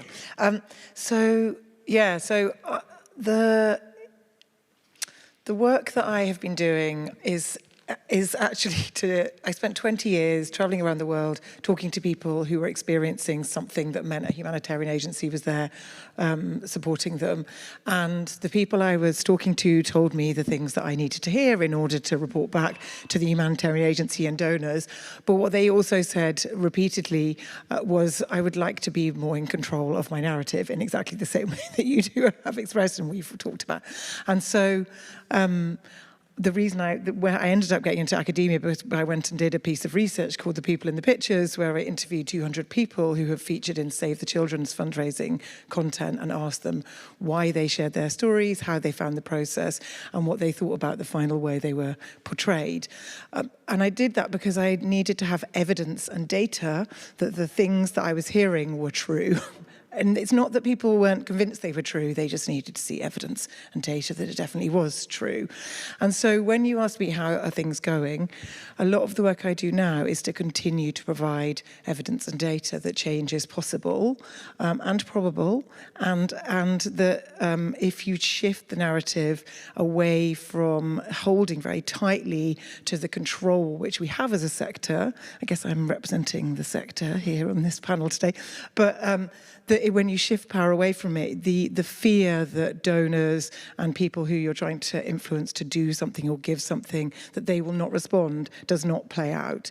And so I think that is, alongside that, there's also recognition that people who work in the sector, and we're all here today they know there's a problem with narrative, right? Sometimes I speak to particularly journalists, I will say, who don't necessarily recognise. They say they think that maybe the sector doesn't realise there's a problem, and they're just doing it because they don't know, or maybe they're like evil and they don't realise. But everyone knows there's a problem. They just don't know what to do about it. So, which is why I come back to this point around if you can test and learn and try things and evidence things and prove they work, then you can start to make progress. But in answer to your question, how's it going? Slowly is the one word. It's happening, it's going, but slowly. Okay, slowly is better than not at all. I'll take it. Alan, I mean, you've done some work, I know. I mean, first of all, you are sort of in the sector as well. I mean, when you say that refugees are used through this, voices are used in this one frame, when do people come to you as the communications, when do they want the perspectives of refugees and migrants? They come to organizations like mine, or they come to me as an advocate when they want to use their stories. And the sad bit about that is, it's not always to the advantage of the refugee community. We've got NGOs, we've got charities that use refugee narratives, that use refugee stories to get for fundraising. And in most cases, when organizations come to use these particular refugee stories, and then they ask for refugees to come up, we as refugees or as asylum seekers, we feel obliged to give them these stories. Because in most cases, they would have been quite prominent in helping us navigate the system. So we are put in a position whereby someone who's helped you for the last 6 months is now saying to you, please, can I have a story? I understand that you've been going through problems. Give me a highlight of those problems. And then myself as a refugee or as an asylum seeker, I have to do a self-censorship now to give them the story that they want.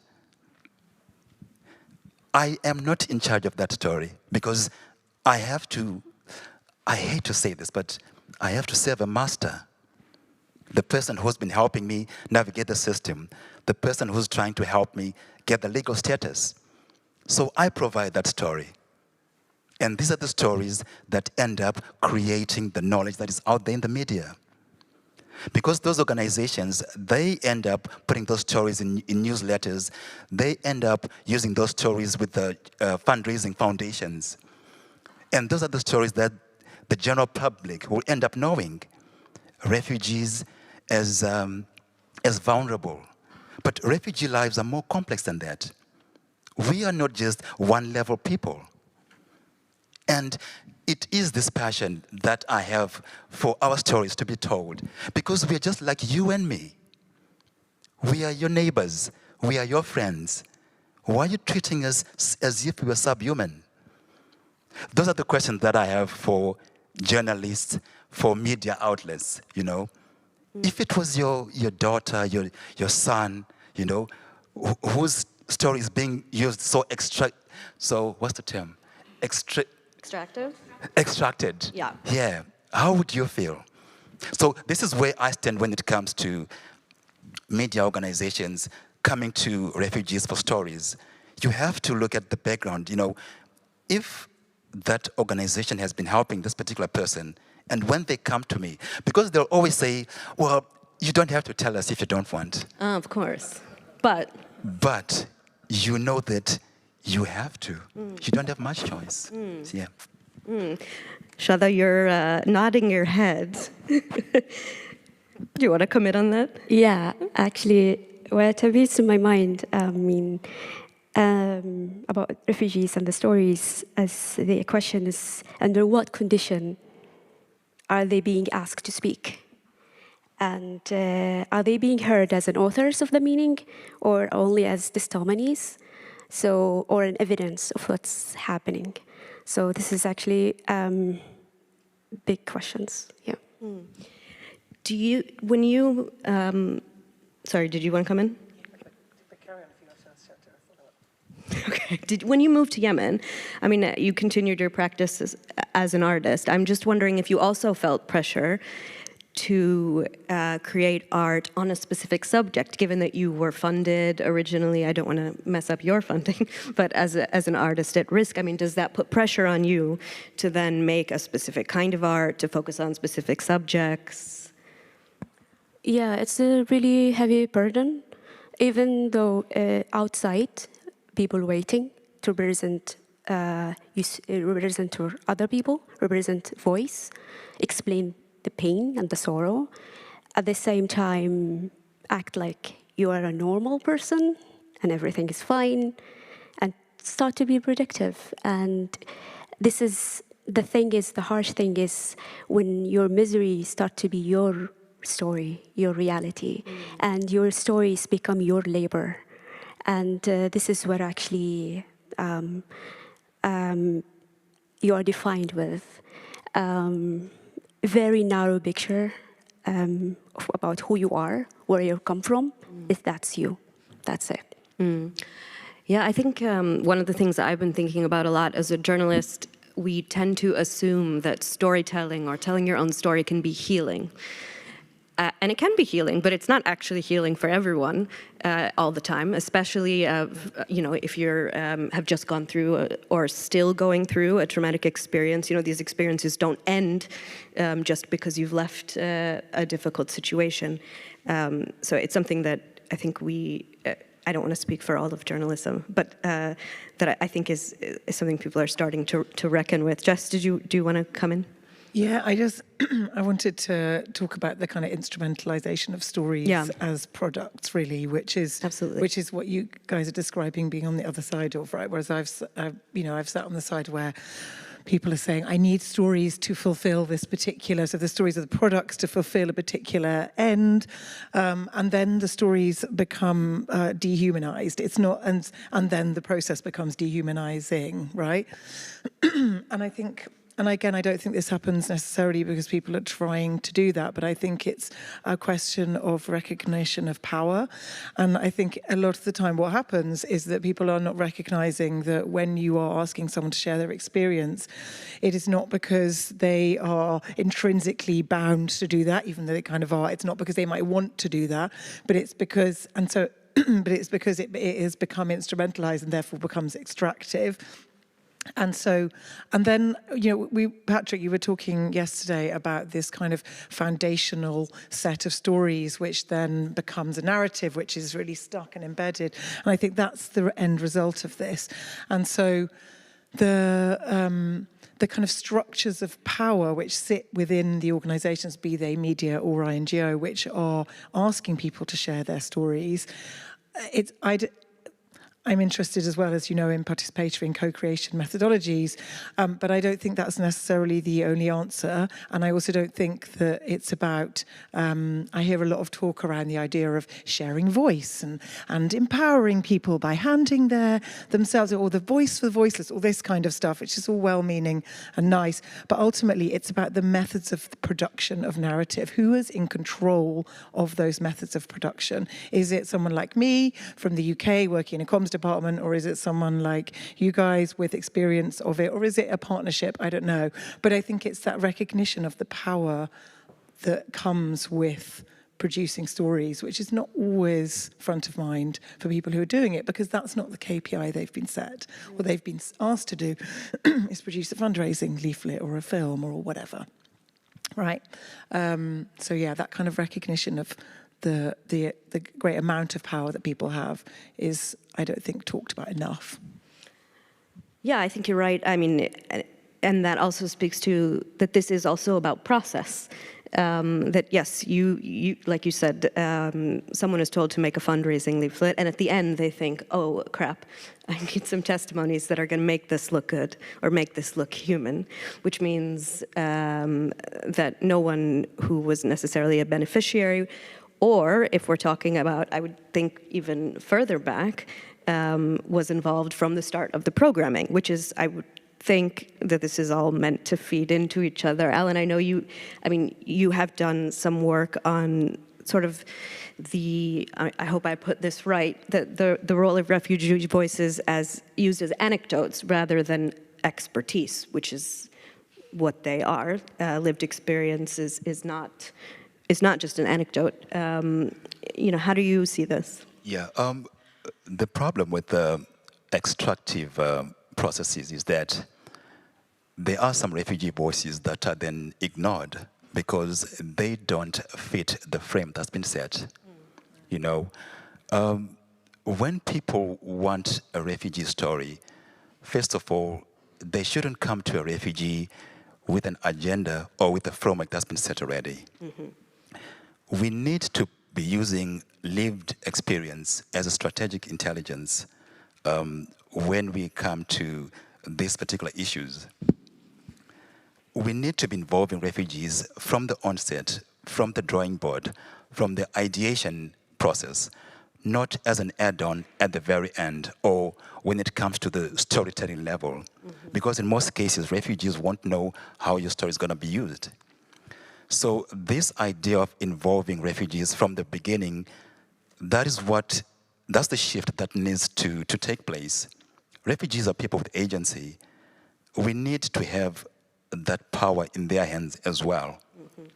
I think that is where the first problem is, because most institutions, they are not willing to give power to refugees or to any displaced persons, to say the least. So the change that we need has to start from the boardroom, not when we are about to disseminate, so that, you know, these poverty stories, you know, will make us get a donation. And it's going to be a very difficult conversation that people need to have. At what stage should you include refugee voices? I am clamoring that it needs to be from the start. If you can't have refugees at the start of the conversation, please don't invite them at the end, because you're using them as pawns. And that is not the way to go. Sorry, can I clap? I don't know if I'm allowed to. No, thank you. Thank you for sharing that. I think it is something that people maybe aren't ready to acknowledge, that it will mean giving up power or sharing power. And that, again, you know, for those of you who are involved in programming, you know, there's a lot of people who, when you're doing programming, they're looking at data, which is important, of course, but certain kinds of data, and are not considering, actually one of my colleagues here, Sophia, once said that there's a certain kind of journalism that considers refugees the experts in their own lives. And, you know, people who have lived through these experiences and are still living through them, I think are probably extremely well placed to play into what kind of programming other people need. It does seem a little bit obvious, but I mean, Jess, what seems obvious to me maybe isn't so easy to put into practice. Is that what's the sticking point? I think the sticking point is really around what we measure as success as a sector. Okay. So yesterday there was some very interesting conversations about donor-centric narratives, which are, so we're being driven by the money, right? And I think that's the key problem. At the board level, there are no measurements put in place around the narrative impact of your organization. There are only measurements put in place about how much money you bring in, and therefore, and where you and how you spend that money. But if we were asking but actually narratives are our kind of primary public export to really instrumentalize them. But it's true, you know, if you are a person who is not involved in the aid sector as a person who is being supported in some way or as a person who's working there, the only way that you engage with it is through narrative. That's it. That's your only touch point. And so therefore the narratives that we put out into the world are incredibly powerful, and not just for the reasons that we measure, but for other reasons that we don't measure. So I think at a board leadership level, that recognition needs to happen. That kind of acknowledgement of responsibility and therefore accountability needs to happen. And then kind of doing the actual work level, I suppose it's this power relinquishing that needs to happen. And I think, again, like, if I'm maybe being a bit generous, but some people are not relinquishing power because they don't want to, obviously, but a lot of people are not relinquishing it because they don't quite know how. So this idea of, right, well, if you're going to ask someone to share their story, they should be involved in the ideation process right from the start, the briefing process before you've even got to ideation.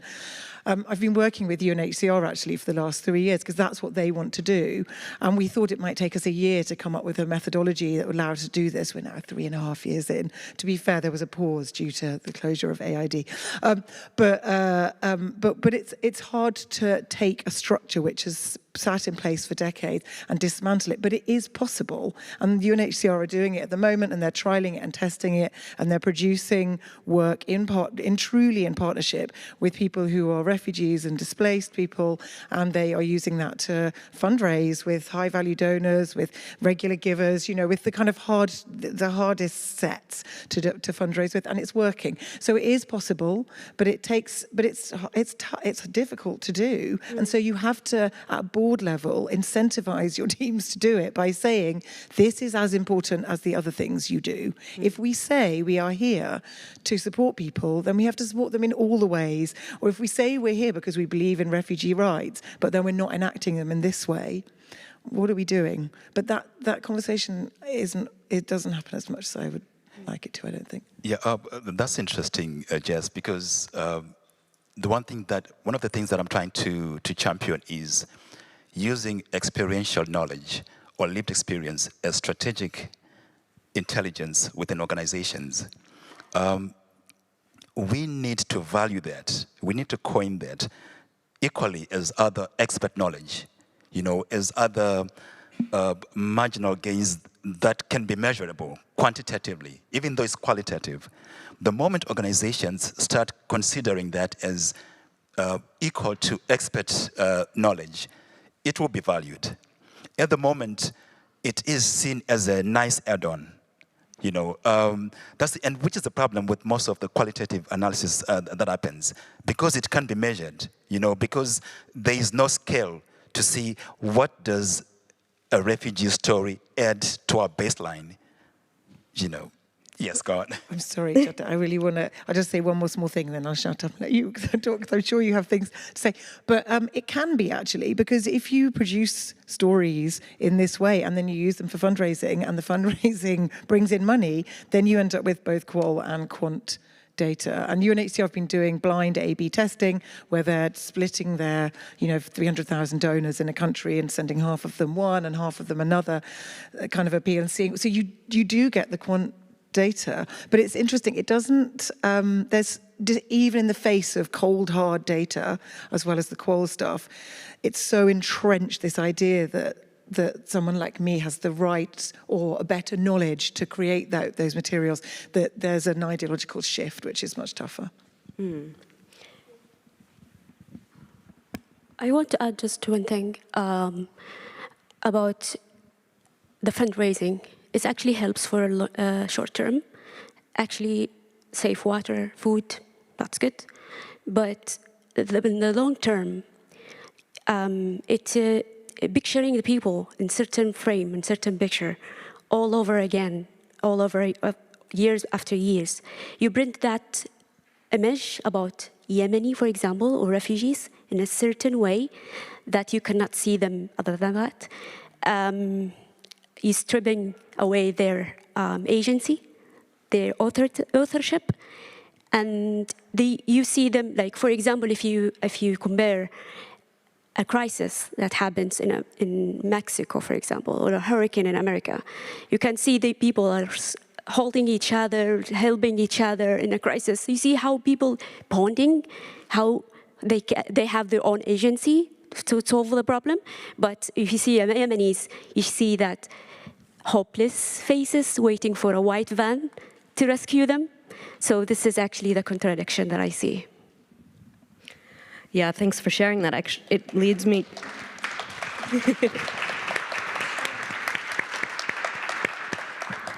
It leads me to something I wanted to ask, which is, there is an argument to play devil's advocate in journalism and I think in aid work of, as you all probably know, bearing witness, and that when there are horrors going on in the world, we need to show them as they are, to either raise money or to raise awareness. I'm sure you all have thoughts on that. I see everybody Alan, what's your take on this sort of concept of bearing witness, which I think can probably and has led to the publication of what we sometimes call poverty porn, or what Shada just described as dehumanizing images? We have to be real. The world needs to know what is happening. you know. So we can't hide those images. I think that it's important to show the atrocities of the journeys that people go through, or the effects of the wars, or of the persecution, the tortures, and all that. I think we need that. However, let's not use that as a lens to define who we are as refugees. I think it's important to determine, you know, what a refugee is without having to show 25 million images of people who are starving, of people who have been blown to pieces. You know, we need to have dignity for people who are fleeing persecutions and all that. What I find as the problem is that the images are being seen as the story. Mm-hmm. You know, I think they need to be seen as part of the story. Mm-hmm. Like I said previously, a refugee is a complex individual. They shouldn't be defined by their wounds. They shouldn't be defined by their tears. But they should be seen like you and me. You know, we all have problems. If you get injured and then I focus on defining you through your injury, that is the wrong thing to do. So let's accept that, yes, refugees go through problems, and yes, we need to highlight some of those images for people to be aware of the situations that are making them leave their homes. But they are more complex than that, yeah. Mm. Justin, do you want to jump in? Yeah, I mean, I agree. We need the people. Well, I agree. People need to know what's happening in the world. I'm definitely up for that. But I suppose the two things that I always think about with bearing witness is one around the idea of who is bearing witness. Mm-hmm. So, you know, we've seen plenty of examples of situations around the world where either external journalists can't get into those places, or don't want to go to those places, or there's no, you know, media interest, and so they just don't go, where people are reporting themselves on what's happening there, and that is often seen as being less valid or important or too subjective, like journalism is objective. You know, so I think that idea about who has the right to bear witness needs unpicking before any claims of bearing witness can happen. And then I suppose the other idea is that I often think about is that the claim of bearing witness is that by bearing witness you somehow are able to enable something to be made better. Mm-hmm. And if that were true, then Darfur wouldn't have continued in the way it did. Gaza wouldn't be continuing in the way it does. Just showing things is not enough. It doesn't stop things happening. It doesn't mean we shouldn't do it, but it's not an excuse to show and do whatever you want in the name of savior journalism, right? And so I think those are the two things I think about bearing witness. It's not a kind of get out of jail free card for just doing whatever you want in terms of storytelling. Yeah, and I think, I mean, this seems to be the same in the aid industry when you see equally guilty in terms of imagery that is really just, that I think it is used for fundraising, but also is presented as we are showing you what's really happening, but it is only a one-sided image.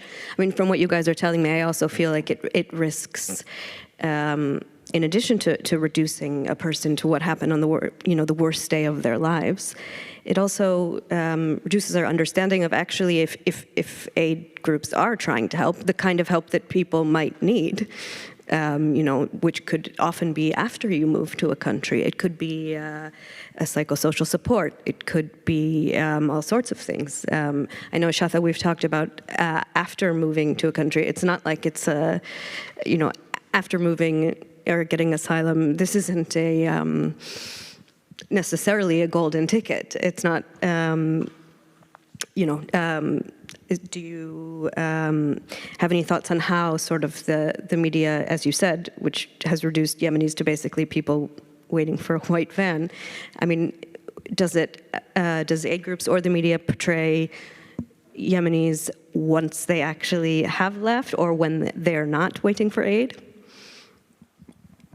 Sorry, again, the question? I mean, you spoke very eloquently about how the media and aid portrayals of Yemenis is basically of people waiting for a white aid van or of people looking desperate.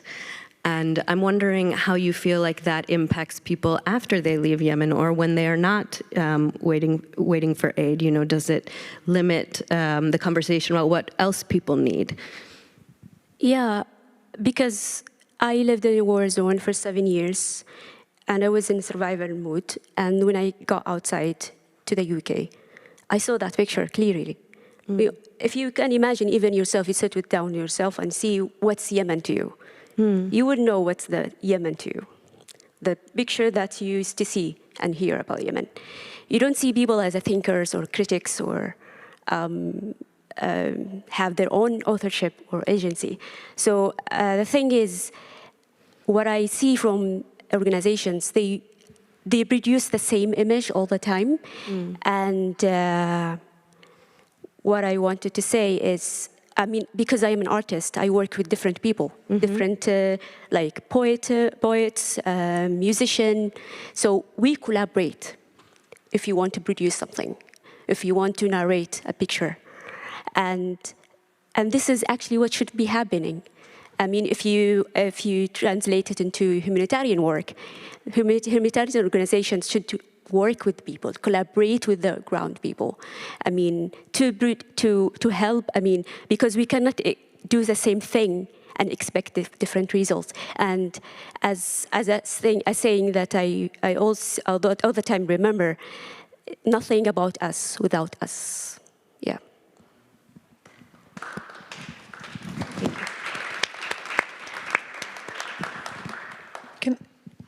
The other thing that happens when, I mean, because we see this big trust deficit, right, in terms of, you know, you look at the Edelman Trust Barometer, trust levels in the NGO sector are falling, not as fast as they are for governments, but they're still falling. And so, or the media actually, but still falling.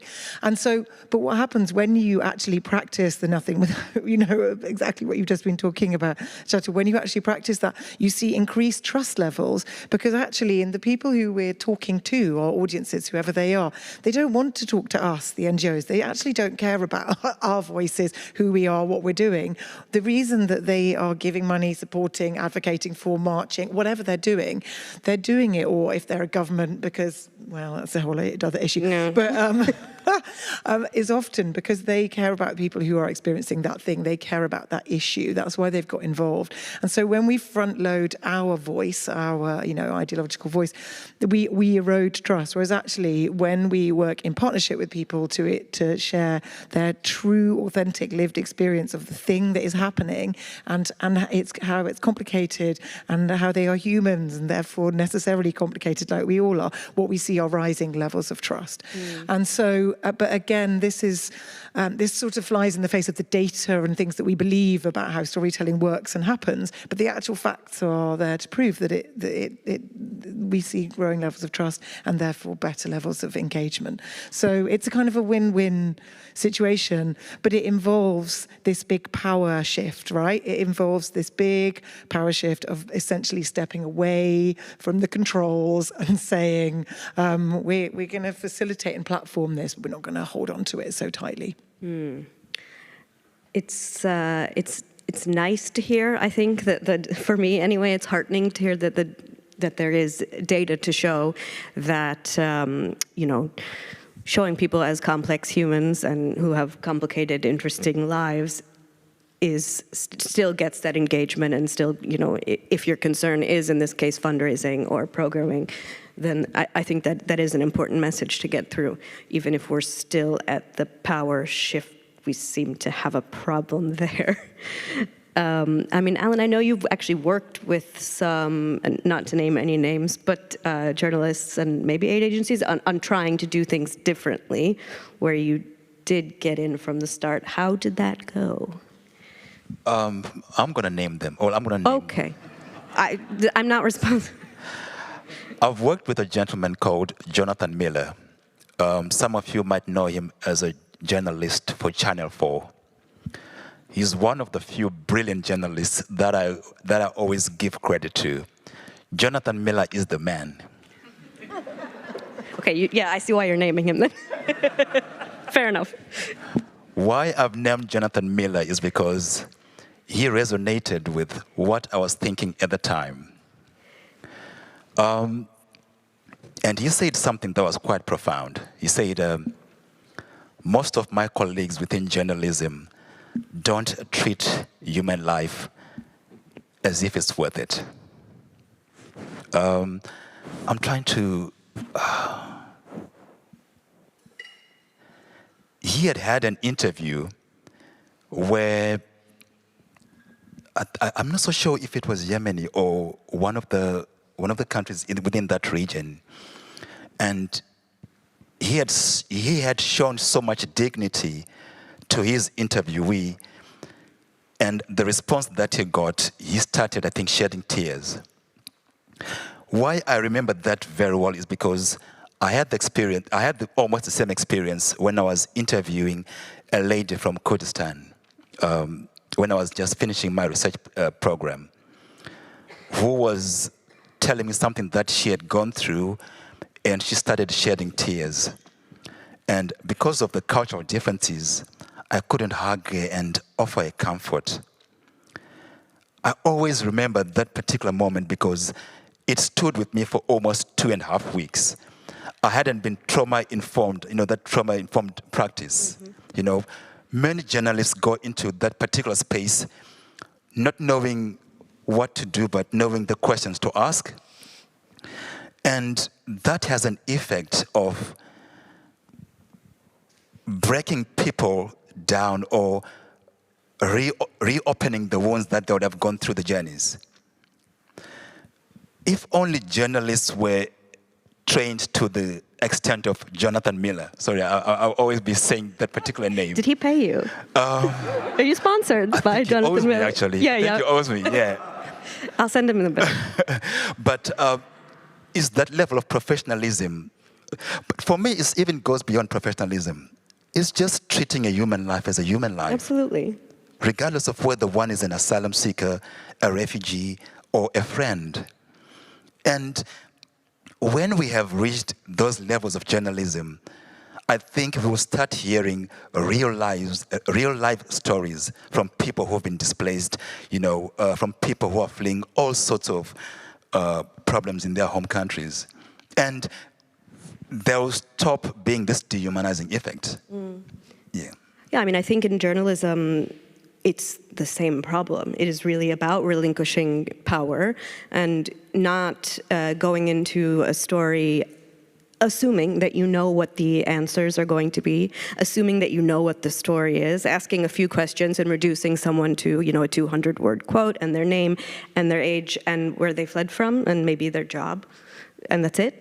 It is about relinquishing power, both in your own sort of assumptions about what you know and what you don't know, and also in terms of deciding what is who should decide what is newsworthy, whose voices matter. We face a similar problem, and I think at the end of the day, it is really just this power gap.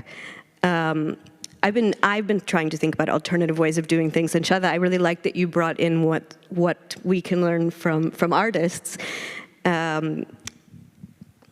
What do you think that art? I mean, I don't want to have you represent all of art, but what can we learn from art, and how can it change the way we represent people?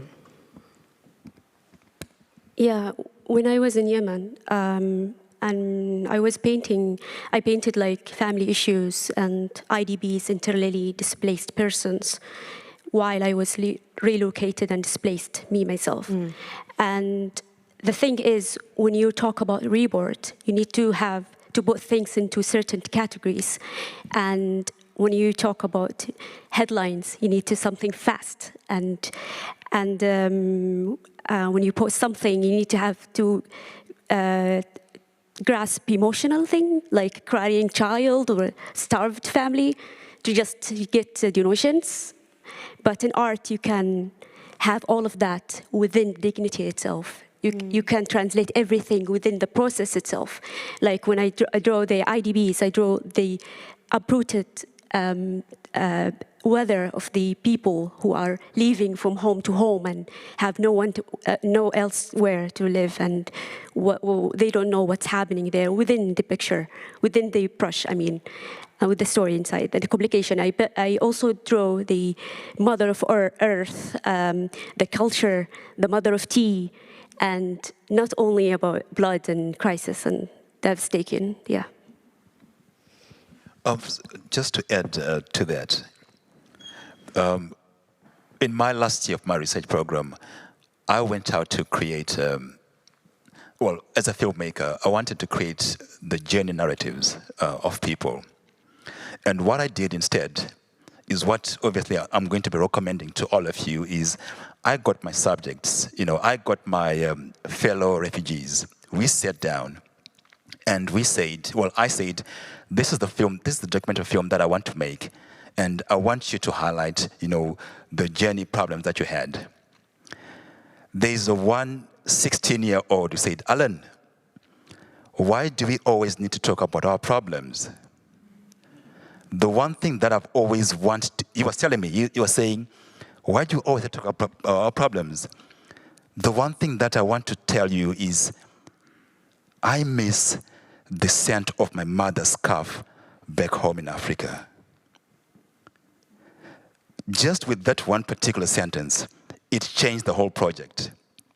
We ended up curating a celebration of African talents. We ended up having a Zimbabwean musician, an Egyptian cook, a Kurdish comedian, a Malawian poet, highlighting the goodness and the brilliance within our refugee community, which is totally different from what I'd originally framed. And this shows us that if we involve people's lived experience from the very beginning, they are able to own this, the authorship that you're talking about, and to change this very naive and negative framework of refugees that we always had. Because if I'm to ask you, honestly, what's the picture of a refugee that you have in your mind? I can almost certainly say that it's not someone like me right now that you have. Because the media has offered us this framework of narrative, this framework of what a refugee is. And that's what we are challenging now. That's the purpose of strategic intelligence, where we are shaking the systems, from the grassroots upwards. And we will change the stories that we have when it comes to the lives of refugees and asylum seekers. Thanks. I just wanted to add something. One of my paintings, actually, mostly of my paintings, describing real stories have been left to.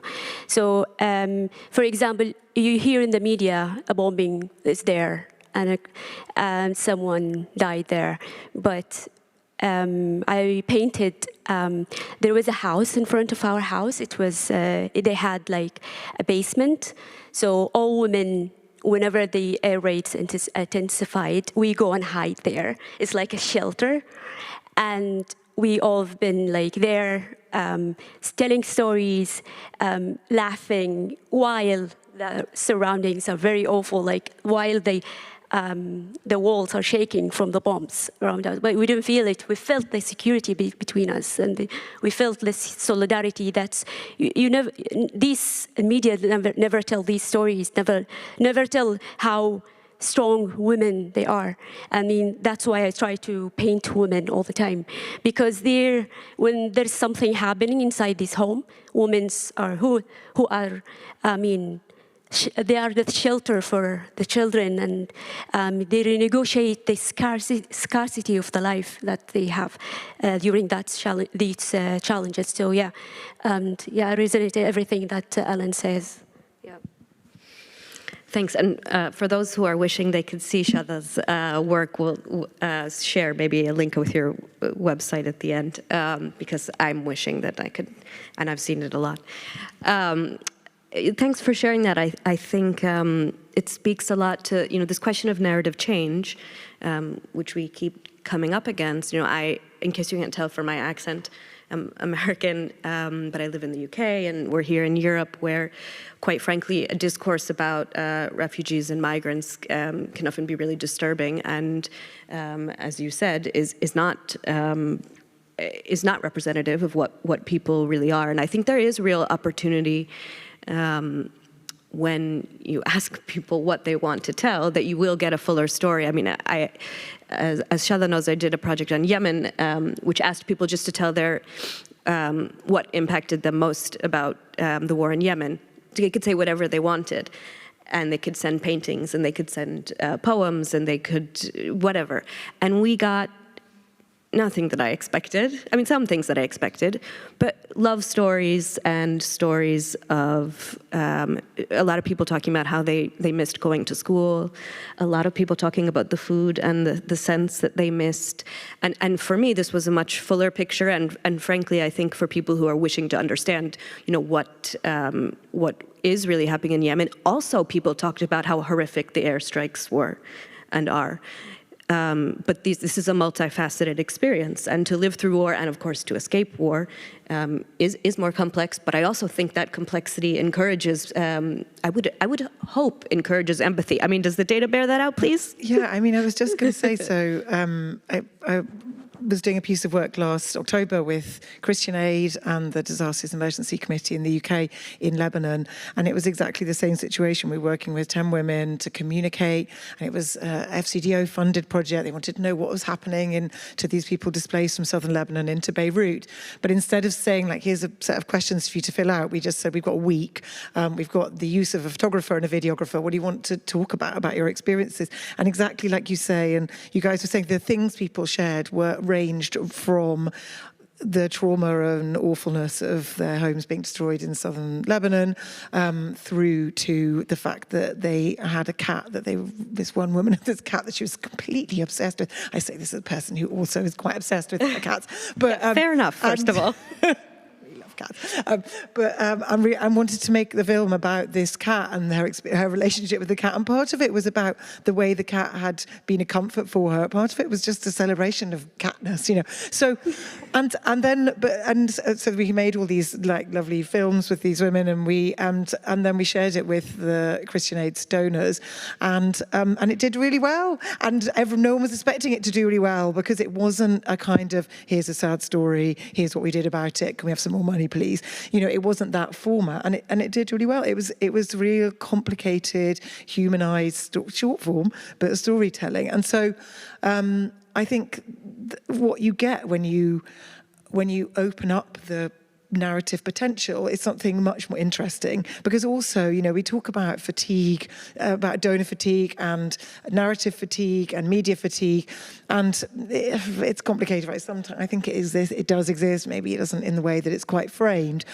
But people do get bored of seeing the same story over and over again. That is definitely true, especially when on social media and in other platforms, they're seeing loads of other different stories, which we are not necessarily always providing with them, right? So there's a gap between what they're seeing when they want to look themselves and what we're providing. And what happens when you open up that power base is you get something which is more real, more humanizing, more controlled by someone who actually knows what's going on there, and you get a closer connection to the people you're trying to influence in some way. So, yeah, it takes longer. It takes longer. I just wanted to say, you talked about social media, and I think that is one avenue that the refugee and asylum-seeking communities are taking advantage of, because the mainstream in quotes, the mainstream platforms usually don't house our concerns, usually don't want to change their framing, usually don't want to give power to the people, or they don't respect the agency. Social media is becoming a platform that most of the marginalized communities are taking advantage of now. And I encourage you to not dish the mainstream platforms, but give more time to refugee-created media content. In most cases, it's going to be on social media. It is a place where you get authentic voices speaking based on their own strategy, on their own desire, not conforming to a particular agenda or propaganda. We have got loads of channels that we might share with you, where refugees have got podcasts or are doing documentary filming, or are just having general conversations. And I think that these are conversations that need to be heard, not the, should I say some of the platforms that are, no, yeah. I shouldn't. No, I shouldn't. Are you being paid? I'll only say the positive ones. No, go for it. Oh, am I judging? Yeah. I mean, we all are aware of big media house platforms which always tell negative stories about refugees, and they always frame refugees in a negative connotation. Maybe it's time that we don't focus on those ones and focus on the smaller ones where refugees are always being shown in their within their authentic spaces, really. I didn't say anyone's name. It's fine. I don't think I told you not. Oh, okay.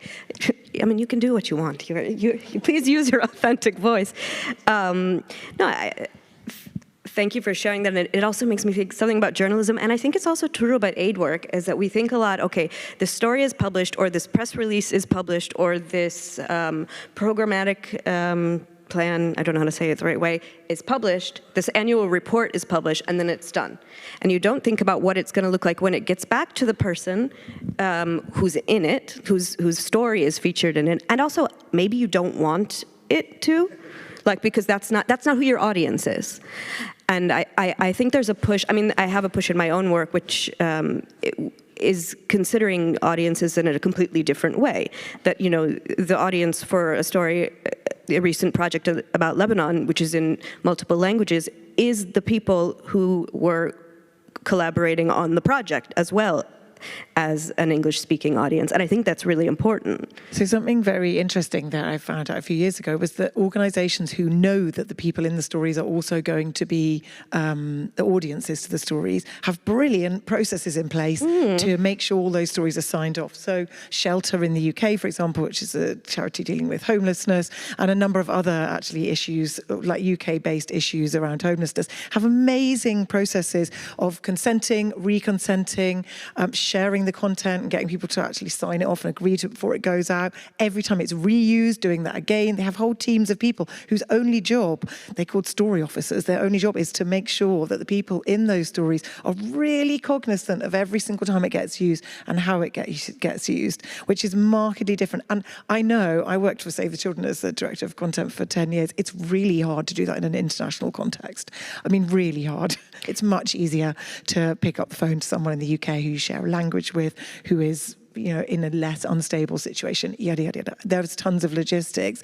But I think the fact that that is seen as a priority enough to even fund roles to do it is something which is really interesting. And what you get as well, and this is, again, another sort of added benefit of doing this, is that you're then able to say to people, what are you experiencing now? And so you get these kind of, which obviously funders and donors and audiences really want to see, is what happened next. We all like that in stories, right? So you're able to continue that narrative in a really rich way for everyone involved. So yeah, there's a leaf, I think, that can be taken out of that book, albeit with some more international challenges in our... There's challenges, but I mean, I think with the recent project, we had contributors, as you said, not just originally consent, but involved the whole time. And because we had really long interviews that were then condensed down and translated, that we went back to them and said, is this still representative of what you said? Is this still correct? And I think, you know, this is not traditional in journalism.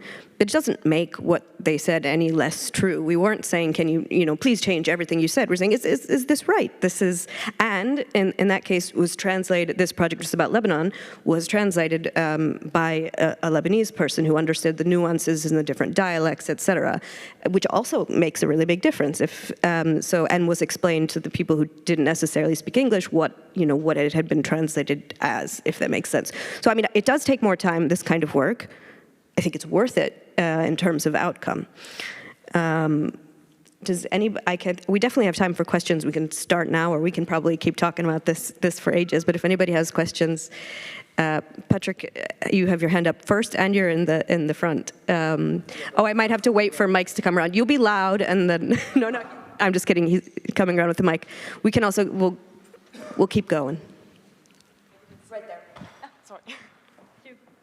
Sorry, I didn't give you guys a heads up. I just decided. Right. I mean, fantastic panel. I mean, I really enjoyed the discussion. On I was wondering whether this is, a lot of it boils down to basically two things, interest and ethics. So I find that a lot of times when people say they're getting refugee stories, they're not really interested in the stories. What they're trying to get is evidence for something that they already have. So I want to put out a press release to see all I want to hear is your story of woe, not your whole story. So I'm not really interested in you as a person. And I think ethically that's pretty problematic in the way we approach things. And I think for journalists it's the same thing. We go in to extract us a particular story, not necessarily to hear what they have to say, to actually be interested in them. And it goes also to the bearing witness thing. If we actually talk about bearing witness and we bear the whole witness, we talk about the whole story, but all we do is we bear witness on a particular thing that we've gone in to get and something else.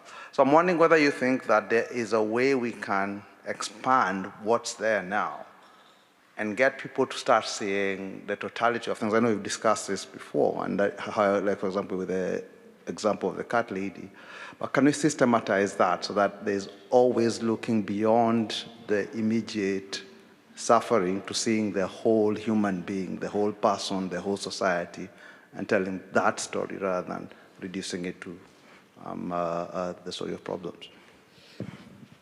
That seems like it's a question for everyone. It is. Any volunteers? Alan? I'll You're start. next to me. I'm going to start with a question, though. Is it okay if you can give him back the mic? Yes.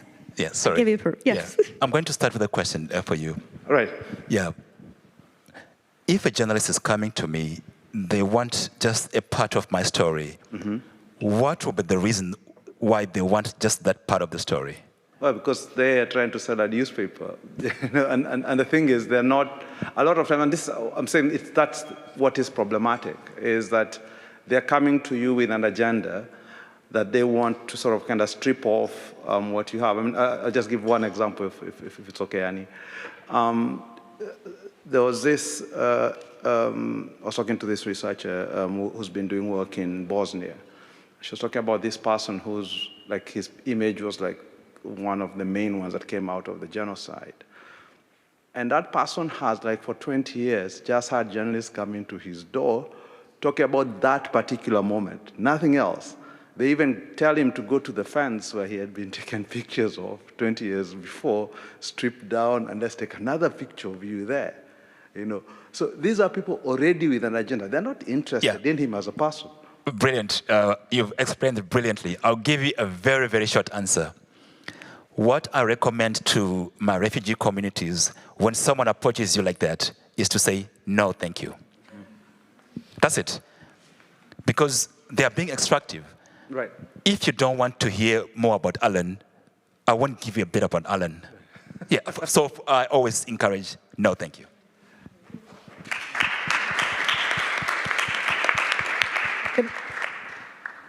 I'm going to give a more complicated answer. That was brilliant. No, just say no. Just say no, kids. So the organisations that I work with, it's just sometimes media organisations, but mostly INGOs, is I encourage them to think about their storytelling as an ecosystem and not as instrumentalised for one particular purpose. So if you think about all of the stories that you're putting out on all the different channels, and if you're a big organisation, that's a lot of stories as part of one ecosystem, and you do a little narrative audit and you see, like, where are all the stories we're telling all the time? Where are the stories we're not telling very much of the time? How can we balance this a little bit? That's a really interesting, easy exercise to be able to do. And then you start to see your stories not just as things to be used for a particular purpose, but actually, what are you putting out into the world? What are the implicit narratives? What are the explicit narratives that you're getting people to hear? So that exercise encourages organisations to start thinking about the accountability of their narrative creation over and above the instrumentalisation of their individual stories. I want to add something. I don't know if that related or not. But if you imagine someone tells something, the same picture about you, even that it was wrong, by the years you will believe that it's you, it's the only truth about you. And this is what we feel as Yemenis. And if you think about it, after the war, how the world will see the Yemeni, are they responsible, or are they are they able to rule their own country? I mean, or waiting for someone else or other countries from outside to rule them? Because when you give them when you just portray one picture about them, they're people in need, people waiting for help. They don't have their own authorship agencies. So this is actually, you destroy the whole Yemenis. I mean, you're not, even though it comes from good intention, but it has very bad negative effect for the long term, yeah. Thanks. Did someone, yes, go for it. Thank you for the great discussion. We're in a world where the veracity of images and videos coming out of humanitarian settings, especially politicized ones such as Gaza, can be questioned because of the increasing use of AI to generate content. And this has a knock-on effect, what you were saying about trust. So as responsible humanitarian storytellers who want to be trusted, what are the frameworks or safeguards we need to have in place around our use of AI, and how can we counter those AI-generated narratives? Thanks.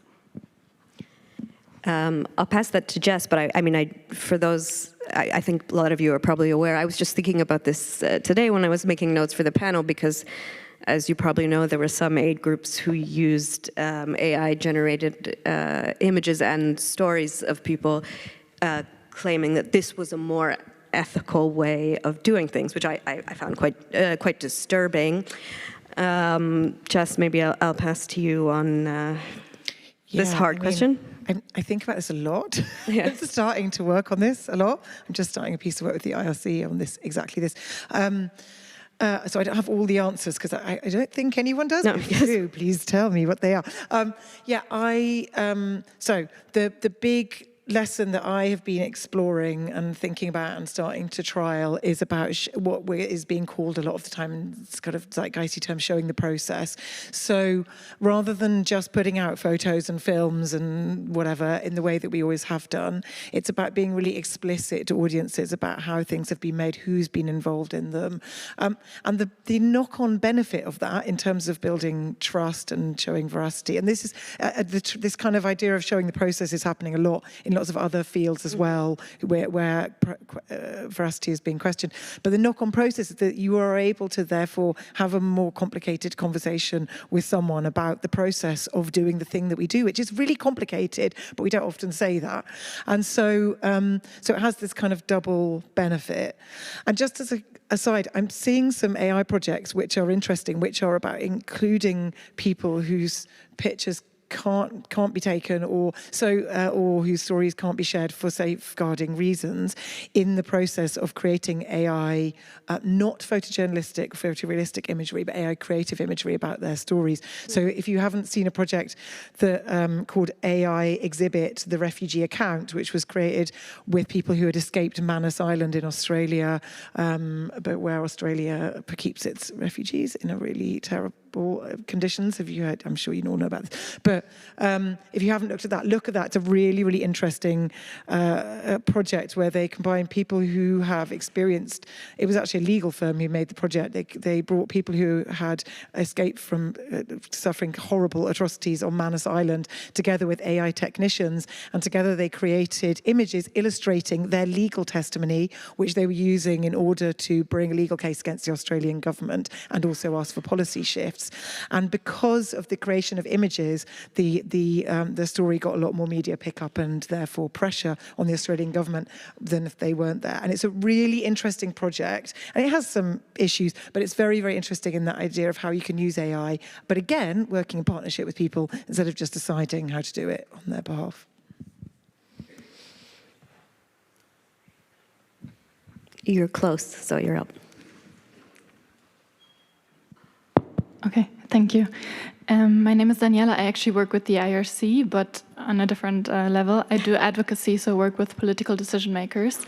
And I wanted to ask, also when we talk about power shift and who's producing which narrative, what are your experiences then when we look, especially, I work a lot with the German government, and that has very problematic views.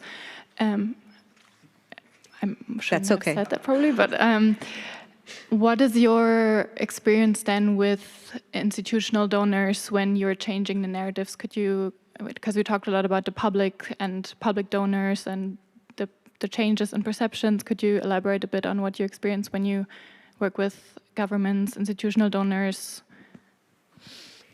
Alan, yeah, I mean, not the German government necessarily, but you have some experience in this. In my role, I work with government ministers, MPs, parliamentarians, local government officials as well, within East Midlands.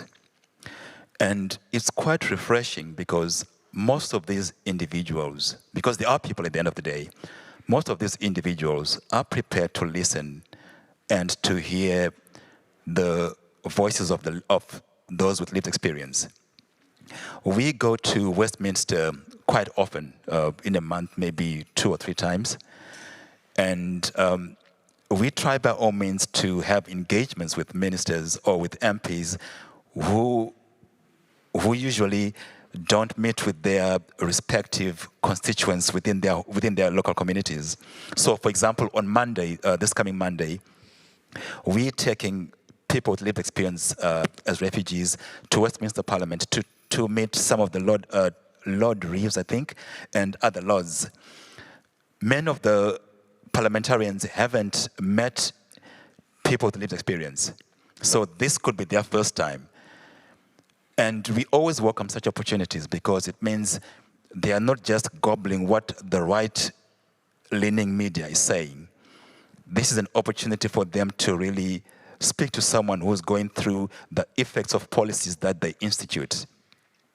This is very important because parliamentarians, when they hear these voices, they are now able to raise our issues in Parliament, whether through early day motions, parliamentary debates, or written questions, or however they do it within the Parliament. So I think it's very important for policymakers, for ministers, for parliamentarians to be able to have these conversations.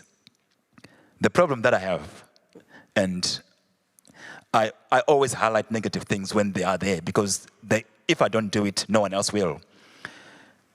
Most of these conversations end up just being conversations. Most of the political parties, they have a framework that they can't go against. Right now, we are heading towards the local elections in May in the UK.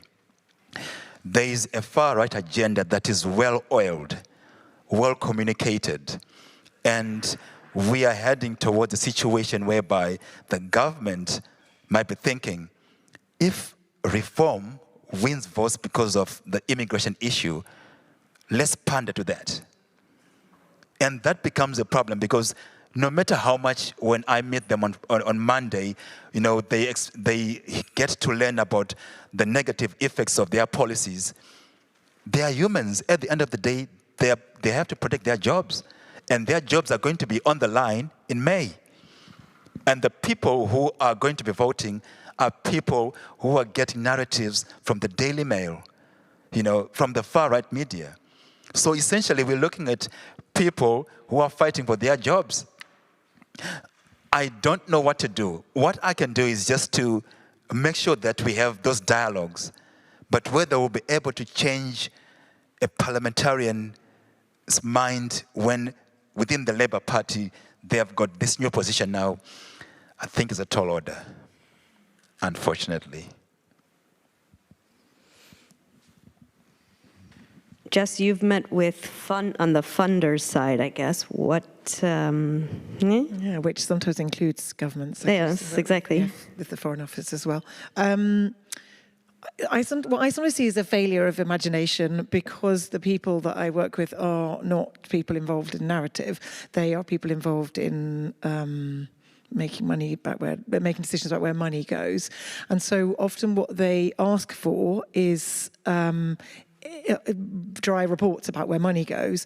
But actually, if you show them where the money has gone in a more human way, then you end up having a better conversation with them. I mean, it's not similar to what you're talking about. Now, whether that has any major policy reaches, I don't have evidence for that. But for example, I've worked with the FCDO quite a lot, and I did some work with UNICEF, and what they asked for was an evaluation report, and what UNICEF gave them was an evaluation report including a film that the children a group of children who'd been involved in this particular program had made using this co-creation method that I've been working on. And FCDO hadn't asked for it, but UNICEF gave it to them anyway, and it was very popular, and they ended up wanting to have a little exhibition and an online conversation with these kids, and so therefore their engagement with the humans involved in that program was deepened. But that was UNICEF, who has deeper pockets than some organisations, saying, like, let's make a film to do this alongside our evaluation report. But I do think that because of that failure of imagination, as organisations who are talking about these issues, it's our job to bring it to life to everyone that we're talking to, and where we can, we should. And evaluation and reporting back is a really good space for doing that, not one that we maybe use as much as we could. That's a bit of a round the houses answer, but hopefully. Yeah, Noor. Sorry, sorry. I'll give it to you after. Yeah, sure. Thank you. Sorry, so I'm a student now, but I used to work for USAID, so I am very familiar with the loss of funding landscape. Are you seeing any concerning trends or even positive trends about the private donor-based systems, especially when these private donors often have their own agendas, like religious groups? Yeah, if you could speak to that, that'd be great. Jess, does anybody, who wants to talk about funding? I mean, this is definitely not my area of where I spend a lot of, it's not my, I don't want to say area of expertise, I'm not sure anywhere is, but on a personal level, the closure of USAID was a big deal. I ran a consultancy with 5 people, and 1 month after it closed, I had to let 3 of those people go. So, it was, and obviously, boo-hoo, poor me, right? And there was lots of other people having a much, much worse time. I think that the funding, I don't think it's a positive picture in terms of funding agendas, I suppose, is what I see. There's more scrutiny, as there should always be, on how money is spent and where it's spent. But I think maybe there is less freedom. And I suppose a lot of the stuff we're talking about requires freedom for experimentation and testing and learning, and therefore gathering all that lovely data that I talked about at the start to be able to prove that change is possible and works. And at the moment, there is less of that than there was. So, and that's not a good thing. What I do see on a more positive note is a lot of really, really dedicated, extremely passionate people who even, I'm sure you're one of them, but even in extremely straitened times are still trying to continue the change agenda that they were working on before, even in the face of this more difficult time. So I don't see, there was some reporting, and there was an article actually that I was quoted in, but which was basically saying like, oh, people are just ripping it all up and going back to the bad old days. I don't think that's fair. I don't think that's true. But it's tough out there right now, for sure. Sorry. Did you want to? I also work with grassroots organizations, within local communities, and I have to give I have to show my gratitude to private funders, because there are people out there who want to see a change. And especially, through philanthropy and stuff like that, we are getting people who are listening, and they seem, let me highlight and underline, they seem not to have a private agenda. When projects are about to close, you contact philanthropists, they give you the money.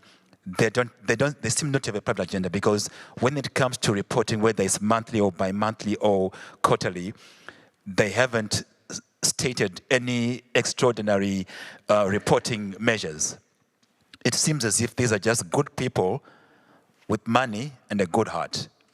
So maybe what I want to say is not all private funders have got a negative agenda. There are some out there who really want to help our communities, and we need to applaud them for that. Noor, I think you may have the last question. Is it working? Oh, yeah. Yes. Okay. Thank you for this conversation today, and I think I will take time to reflect on each one said today from the panelists or the colleagues around. I have a question about what is our line when it came to criminalization, not just dehumanizing people. And I would like to give examples like now in Europe, the right of movement itself criminalized. And we are seeing and documenting every day unfair trials against refugees and migrants in Greece, in Italy, or in other EU countries. And what is the line for journalists are working on the borderline that collecting evidence that could criminalizing the people on the move? What is the line between the freedom of information and the criminalization of the people on the move? And that's one of the things on the borderlines makes refugees and migrants not feel comfortable while journalists are around, because one of your photo could take a person in Greece for maybe 500 years in prison. And in the same time, how we can balancing, and also if the journalism organizations or institutions have a guideline on reporting on such situation, or also the NGOs. And on the question of shifting the power to community-based organization, to journalists from refugees communities, how much we are seeing that happening not from the donors or private donors or international donors or governments, but inside journalism organizations itself, how many persons, how we can see that, and how we can think about shifting that power internally before speaking about externally. I think this one's for me, and we have a few minutes. And I want to ask you our last question, so I'll give a quick answer to a very interesting and question that deserves a long answer. Every media organization has its own standards or doesn't. Mine, my personal one, I think, is that the definition of consent is a lot more than signing a consent form or just being asked, can I take your picture? Some of my colleagues here have heard me say this before, but I often feel that when I'm speaking to someone, I feel that I'm trying to talk them out of giving me an interview or letting, I don't take photos, but of being in a story. I think it's really important to be clear what you can expect and what you can't expect, and what the dangers are as far as you know them. And how this photo sometimes could be used, perhaps your intention is good originally, but it can then, it could blow up on social media in a completely different way. I think informed consent is, it's a term that gets thrown around a lot, but it does get reduced to signatures and check boxes, and it needs to be a lot more detailed, because you are absolutely right. For me anyway, my principle is very much do no harm. I do not, but I'm able to work that way because of the organization that I work at and the topics that I work on. I think there is, I hope, increasing thought about this, but I think it's a really good point, especially when it comes to criminalization of both refugees and migrants and aid workers. The second part of your question, okay, this is going to be really fast. The second part of your question about how we can see the power shift in journalism, and I think this is probably also true in aid groups. it used to be that you would almost never see local names. They'd be called fixers, but those are actually the journalists doing most of the work. I think you can count the bylines. That is a start. That's changing in some places, but I think it needs to go much further to who's choosing, who's in power in the newsroom, who's making decisions about what the stories are, what stories are important, and whose stories are important. That's a very short answer because I want to ask everybody else very, very quick questions since we have 1 minute and I'm doing the closing session. Okay, so everybody, thank you in advance before I run off. And you can all run off with me, so if I'm late, it's okay because you'll be with me. In order, one short but useful piece of practical advice or one takeaway for everyone here from this conversation. I've changed my advice. Okay. From the one we talked about before. Innovate, test and learn, do something different, even if only in a small way. Fabulous. Try to think outside the picture. And your website? Where can they find your pictures? Oh. Look up your name? You just search my name in Google and you find me. Great. Sorry I made that longer. Alan. Yeah, for me, I think the goal isn't just to tell better stories, but to build systems that include people's lived experience at the center and involve them early. Great. Thank you, everyone, for coming. I really appreciate your time.